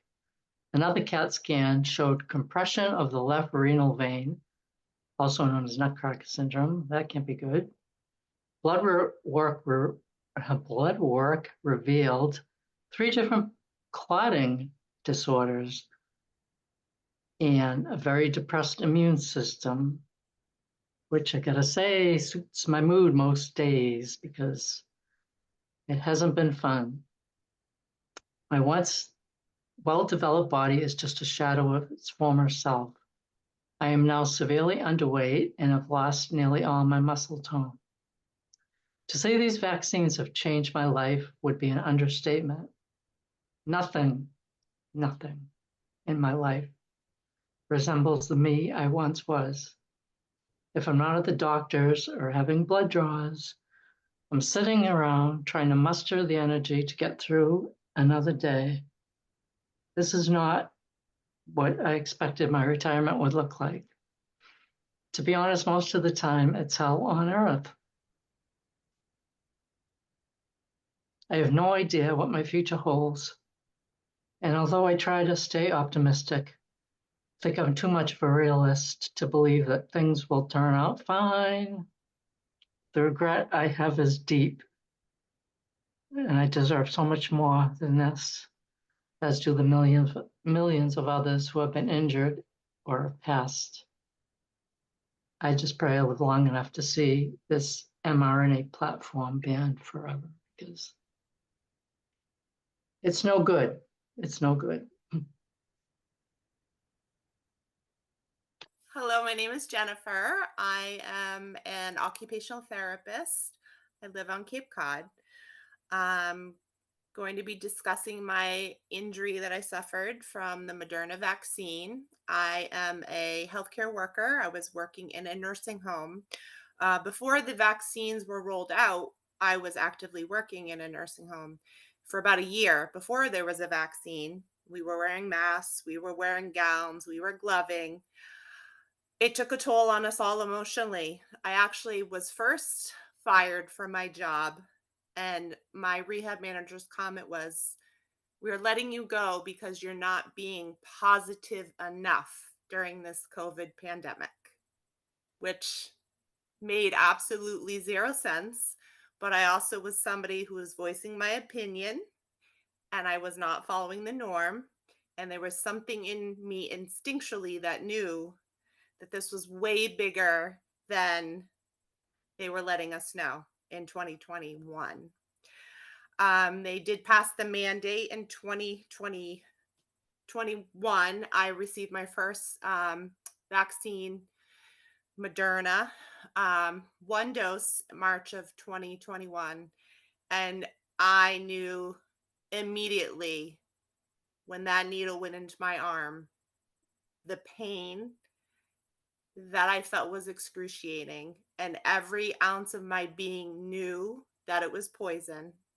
And I knew what I had done, thinking what I was doing was best as a therapist working in healthcare to protect myself and protecting my patients, that I had just willingly injured myself. and I immediately started to have symptoms, brain fog, anxiety, insomnia, numbness on my left arm, pain that I could not even describe. I was not able to move my left shoulder for quite some time, heart palpitations. I went and had blood work done. My ferritin level had dropped. I had thrombocytopenia. I had reactivated, I had mono that was kind of in my system, but had been reactivated by this assault on my immune system. I started having blurry vision. I used to be a runner, and my resting heart rate for about a year was between 100 and 130 beats per minute. If I attempted to walk at a fast pace, my heart rate would go to 180 beats per minute. I was 48 years old at the time, had no prior cardiac conditions. I went to the cardiologist. I failed my stress test.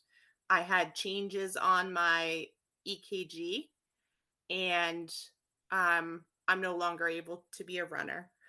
Some of my symptoms did correlate with other VAERS reports. I had the top 50, the lot that I had from the Moderna was one of the top most reported injuries, including death of the vaccine that I received.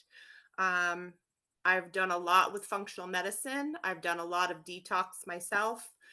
There's thankfully a lot of people on Instagram that have turned more holistic and have taught people how to attempt to recover from their vaccine injury. Um, the most devastating thing I've had to go through, I miscarried last April. I was 12 weeks and I lost my baby. And the rate of miscarriages that have, I don't know a percentage, but I know that the rate of miscarriage has almost tripled what it was before the vaccine was rolled out. And I know that that is why I miscarried. So, um, I'm very much an advocate. I'm out doing home health. I was hired by an agency, Biata. They were willing to hire me with a vaccine, a religious exemption, and I was luckily enough, my functional medicine doctor did write me a medical exemption. I had been working at an assisted living facility prior to that, and when Massachusetts rolled out the mandate that all healthcare workers had to be fully vaccinated, even as a vendor going into the building, I was fired again and was not even allowed to go into the building. I was asymptomatic. I was being forced to test myself every week. When that mandate came out, I wasn't not vaccinated. I just wasn't fully vaccinated. So I had taken one dose. They still fired me and wouldn't allow me into the building to get my belongings. They were escorted out on a cart into the parking lot like I had some malaria or something, or the plague. Made to feel, I've been a healthcare worker for almost 30 years, serving Massachusetts, serving elderly clients, and made to feel like I was an anomaly, that I didn't belong there, and I didn't get the right to have my job, and they fought me on my unemployment. And this needs to be stopped. They cannot mandate. We need informed consent, and we have sovereignty, and we need to be able to say no if it's against our wishes. Good afternoon. My name is David Russell. I'm from Marshfield, Massachusetts. First off, I am very happy to be able to talk to you today. I was not able to make the Faces of Injury Part 2 as I had once again landed in the hospital late last week. First off, I want to let you know that I willingly took the COVID shot, having believed that everything that was being said, that it was safe and effective. And at the time, back in April of 2022, I had read all the information that was available at the time in terms of the studies, the safety factors, etc. And everything led me to believe that it was in fact safe and effective. which is different than where I stand today. Anyway, prior to April of 2022, I was a very healthy senior male, had no pre-existing conditions. My weight was healthy, worked out all the time.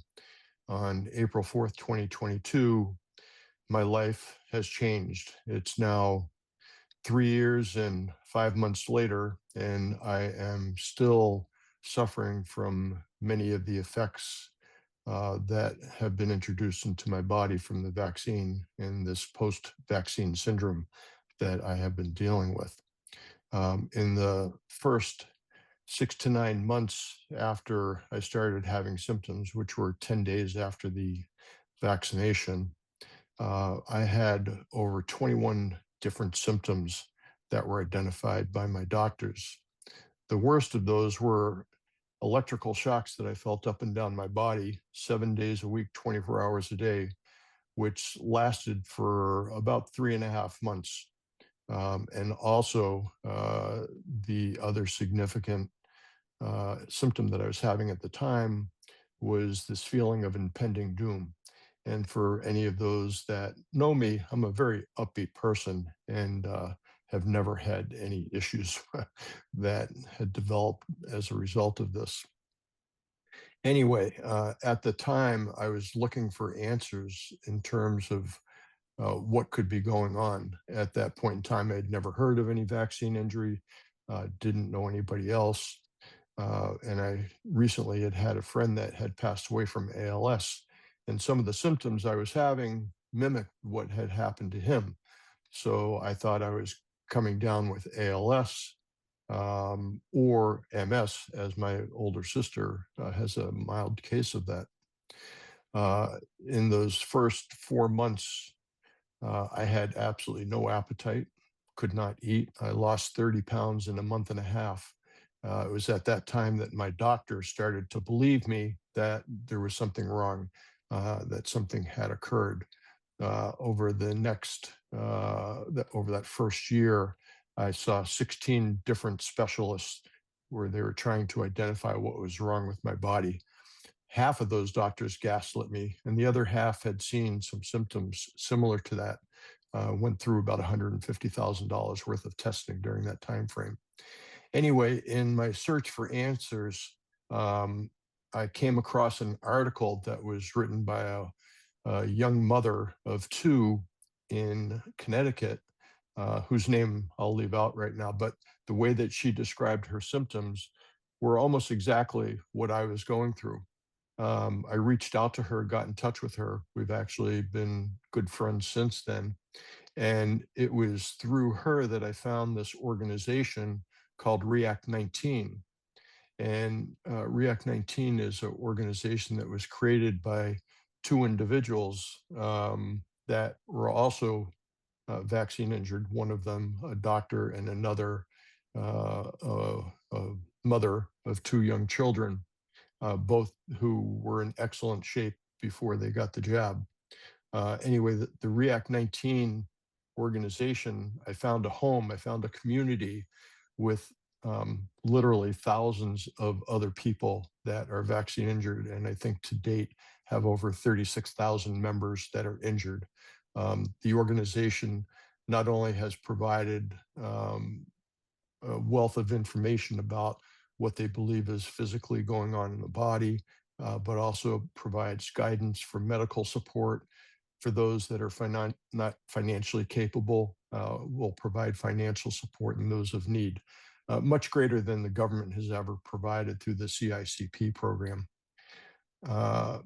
Anyway, after becoming a member of this React 19 community, I found out that in the VAERS reporting system, which was previously mentioned by one of the first presenters today, there are over 1.7 million adverse reactions from the COVID jab as of June of 2025, compared to all other vaccines, which were in the 40 to 50,000 vaccines all combined together. So there's definitely some issues going on. What I've learned in this whole time frame is that two of the systems that have been created, the VAERS system and the CICP program, which is a program for those that have been injured by vaccines, a compensation program, neither system is really working on behalf of us, the people. Our voices during this whole time have been silenced. There's little to no recognition of this post-vaccine syndrome. There still exist no ICD codes for post-vaccine syndrome. Those are the codes that our insurance company uses to be able to get insurance coverage for any visits to the doctors or testing that needs to be done. Anyway, React 19, on behalf of all of us that are injured, advocates for us both on the federal level and on a national level in terms of raising money, working with Congress. Brianne Dressen has presented many times in Senate hearings trying to gain momentum to help all those that are injured. So I would ask all of you to please consider supporting React 19. And there is just a wonderful movie that has been created, which is called Follow the Silenced. You can find it on YouTube. And I urge you to watch that to gain a better idea of what's been happening to those of us that are injured. Thank you very much for listening. Anastasia, 34 years old now. I got the vaccine back when the work was pushing for at least 100 employees getting it if you have that amount or more. I was hesitant, but I was like, it's either I lose my job or I get this vaccine. And I just want to throw out there, if I didn't get this vaccine, I would be a single mother, not working, trying to support my child. So that was the other thing I had to keep in mind. So I was like, I'm going to do this for myself and my daughter. So I got the first one.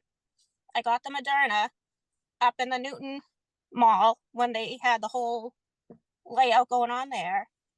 I was perfectly fine. I got the second one. I left there okay. The next day I woke up, I was completely green, exhausted, fever. I wasn't vomiting or anything like that, but I just couldn't move off the couch. And I remember my mom saying to me, "Are you okay? You don't look okay." And that's when I was like, I think we need to go back to Newton where I got this vaccine because they'll know more about it. Is this normal? So we went back there. They said, oh yeah, that means the vaccine's working perfectly fine. Okay, that still didn't make sense to me, but sure. So I started getting a little bit better slowly. Fast forward to maybe a month or two, all of a sudden I started to not be able to breathe. And it just kept progressing. And I went to the doctor because it was slowly getting worse. So the doctor was like, well, I think you have asthma. I'm like, I've never had asthma in my life. Prior to COVID, I was running 5Ks, living at the gym. I don't smoke. I don't drink. And when everyone's sitting there after a long day at work, I'm over here running like no tomorrow at the gym and working out. So with that being said, they gave me an inhaler that just gave me anxiety and just made it worse. And then they sent me for MRIs, CAT scans, x-rays, you name it, they went through it. When I was getting an x-ray, the radiologist turned around and told me, well, I could give you an Oxycontin to make this better. I'm like, why are you going to give me an Oxycontin to make it better when you don't even know what's wrong with me? She was like, well, I think it'll help the pain. I'm like, I can't breathe. What does that have to do with anything? So obviously I stormed out of there. And then fast forward to going through this nonstop a year later, and all of a sudden I'm at work and I can barely walk 2 feet in front of me. And I'm sorry. That's when I finally almost thought I was having a heart attack. So I drove myself from there to the ER, and that's where I was greeted by the National Guard, and they wheeled me into the room. And when they brought me in the room, the nurse gave me an x-ray and all that stuff and couldn't figure out what was wrong with me. So I'm just sitting there, laying there thinking, oh my God, this is where I'm gonna die. They have no clue what's wrong with me. I'm leaving my little girl behind. And I said to my parents on the phone while I was in the ER, please make sure that you do not mark died from COVID on my death certificate. They were just like beside themselves when I said that. So finally, the doctor came over and I told him what was wrong with me. And he was doing an x-ray and an ultrasound in my chest. And I know what an x-ray and ultrasound feels like by this point. When he hit the, about like, I want to say my top of the chest, I was in pain. And he's like, you have an inflamed muscle that's been ignored from this vaccine for so long. We're seeing this with young adults. And I'm like, why didn't anyone say anything to me? He's like, if it was let go anymore, I don't know what would have happened. And I'm just like, so if it wasn't for this angel of a doctor, I probably would have been dead by now. I'm sorry. I promised myself I wouldn't get upset. You can get So- upset. You should have every right to get upset. Fast forward to now, I've been following up with doctors and everything. I now have rheumatoid arthritis because I'm Mediterranean anemic, and obviously no one's going to admit to anything, but I'm guessing it's from the vaccine.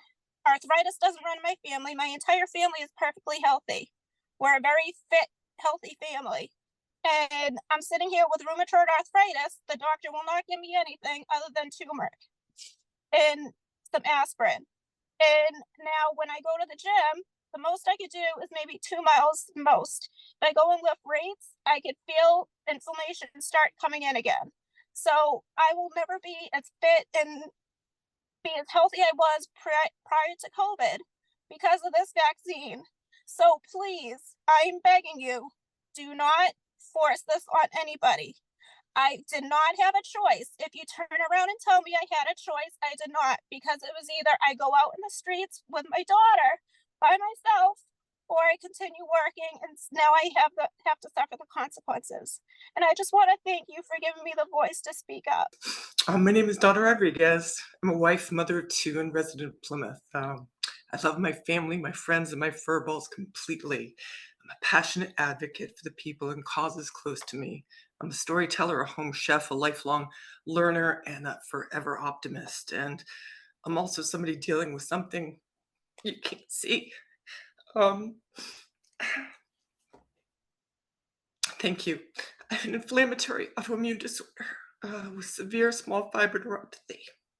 It started in November 2021, and it's changed my life. It started 13 days after receiving my 3rd Moderna COVID vaccine.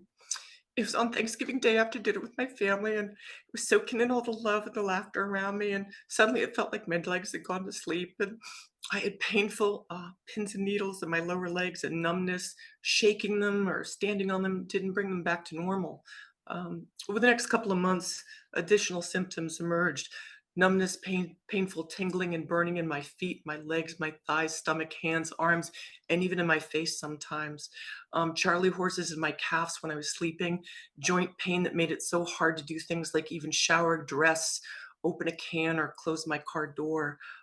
Eczema rashes all over my hands, severe GI symptoms, vomiting and diarrhea, hair loss, trouble sleeping, bleeding after menopause, severe inflammation, extreme fatigue, and brain fog. It took 11 months, 7 doctors, countless tests, and thousands of dollars in copays to get a diagnosis. A rheumatologist at the lupus clinic at Boston, Israel, Beth Israel in Boston, told me I didn't have lupus. I thought I did. He showed me a study from the National Institute of Health about COVID vaccine injury, and he said that he believed I had a COVID vaccine injury. And when I read that study, any of the people in that study could have been me, just like Brianne was listening to her earlier. And that was in August in 2021. The diagnosis was confirmed by 2 neurologists and 1 rheumatologist. 18 months later, 4 additional doctors, acupuncture, chiropractic, and physical therapy. I still have severe internal inflammation, autoimmune symptoms, GI symptoms, sleep disturbance, extreme fatigue, and incredibly painful neuropathy 24 hours a day. I'm on the maximum dose of 2 medications for nerve pain, 9 different vitamins and supplements, and still my pain level is a 4 to 5 on my good days. My doctors recommended IVIG treatments. These are infusions of antibodies that basically reset your immune system. The idea is that my immune system reacted so well to the vaccines that it can't turn itself off, and my body's attacking itself. IVIG would help to return my immune system to its previous functioning, allowing my body to recover, hopefully. My insurance company has refused to pay for the treatment, saying it's not deemed medically necessary. This is because my diagnosis does not exist. The CDC does not have coding for COVID vaccine injury, and the FDA therefore does not have recommended treatment. We appealed the findings. We were denied again. My neurologist appealed with NIH studies referenced in the letters, and they were told by the insurance company that those existing studies are anecdotal, and so we were denied again and again. As a result, my neurologist transitioned to a Band-Aid form of therapy, medication for nerve pain, and recommended daily cardio exercise to keep my blood moving. I am their first patient with this diagnosis. They don't know what to do outside of traditional treatments for traditional diagnoses versus dealing with the needs of my novel diagnosis. 2 weeks ago, I had an appointment with neurologists at Boston Medical Center. I had heard that they had experience with vaccine injury. I met with 2 neurologists. They told me that they don't actually have a dedicated team of people dealing with long COVID or COVID vaccine injury, and that there was nothing else they could offer. I'd had all the tests, I had the diagnosis, and that the medical industry is unprepared and untrained in dealing with COVID vaccine injury, and don't even get them started on the issue with insurance companies being able to deny needed treatments that doctors prescribe. So today, that's where I am. I have a Band-Aid that doesn't take away my pain or symptoms. My insurance company is able to deny the treatments that have been working with others. I'm applying for a handicap license plate for the days that I can't walk without crying into the grocery store to pick my son up after school.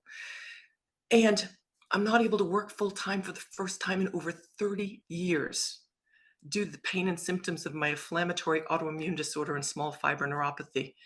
And I live within an hour of the most well-respected medical communities in the world, but I can't get an appointment with a doctor who can effectively treat me. Followed the guidelines. I was vaccinated. My family was vaccinated. I was injured and I'm not being recognized. I'm not getting access to treatments that can make a difference in my health and in my life. 3 years later, after the vaccines, we still are not dealing with the consequences. We're not talking openly, other than thankfully today and through React 19 about injuries, or caring for the people who are dealing with the reality of being injured. Thank you for your time. And unless and until we learn from this, we have no right and no business having the ability to mandate vaccination for COVID-19 for entrance to schools. Thank you. Okay, my name's Marisa Pease. I'm from Agawam, Massachusetts, and I'm one of the vaccine injured. In September of 2021, I received my second Pfizer COVID vaccine. It was a mandated condition for my employment. And that day it ruined my health, and then in turn it ruined my life. Prior to that, I led a very active life. I was a runner, I exercised and I hiked, and I worked as an intensive care unit nurse at Bay State Medical Center in Western Mass for over 35 years. I was deeply involved in research there, and I went on to become the nursing research chair at the hospital. So I was really at the pinnacle of my career when this all happened. Took the mandated vaccine, and then everything came to a shrieking halt. A host of symptoms immediately followed my vaccine. And on day 3, my son called 911 for me when I was overtaken suddenly by severe, intense chest pressure. I was struggling to breathe, pins and needles all over my body, and what felt like this intense electrical current just running through my body. I explained it to the doctors in the emergency room. I felt like I had stuck my hand in an electrical socket. The pressure in my chest was unrelentless. When the EMTs came to my house, my blood pressure was 180 over 110, and my body just shook uncontrollably. That night in the emergency room, they did recognize it as a vaccine reaction, but they told me go home and rest after some fluids, and this should resolve in a couple of days. Well, that wasn't the case at all. My condition just continued to deteriorate. I lost 20 pounds within like 2 weeks. I couldn't eat. I couldn't hold anything down. Chest pains were continuous. I was short of breath. My heart pounded in my chest so badly every night. I'd lie in bed and my breathing was off. I couldn't catch my breath. I would just about fall asleep, and then I'd wake up gasping for air. It was terrible. Night after night, I'd lie there unable to sleep and wondering if this would be my last night. I developed dizziness and near fainting, so I couldn't stand up for more than a minute or two, and I was unable to walk. It was just a terrible nightmare. Sores in my mouth, muscle tremors, twitching of my extremities, rashes on my body, unexplained bruising all over my body. They couldn't tell me why. And it was just the short list of like 30 debilitating symptoms that left me bedbound for over 6 months. And it made my life nothing short of, severe torture. I was eventually treated for pericarditis. I was diagnosed with mast cell activation syndrome, and it took another 10 months to get into the right specialist out in Brigham in Boston, where I was diagnosed with POTS, posterior orthostatic tachycardia syndrome, small fiber neuropathy, and now just recently I've been told I have mitochondrial dysfunction. So it's 27 months for me now, and although I've made some progress, I still suffer daily. And now I'm disabled. I've been disabled. I've lost my career. In some ways, I consider myself one of the lucky ones, though, because my vaccine injury was acknowledged in my medical records by several physicians, and my employer, Bay State Medical Center, accepted liability for my injury. Many others weren't so lucky like this, as you've heard today. I know this because my most desperate times, I turned to social media for answers. I was attacked, I was censored, but eventually I found a support group with thousands of others, the vaccine injured, who were dismissed and gaslighted, censored and silenced, unable to find the proper care or diagnosis or treatment. People had lost their health, their livelihoods, their careers like myself, and sadly, many lost their lives.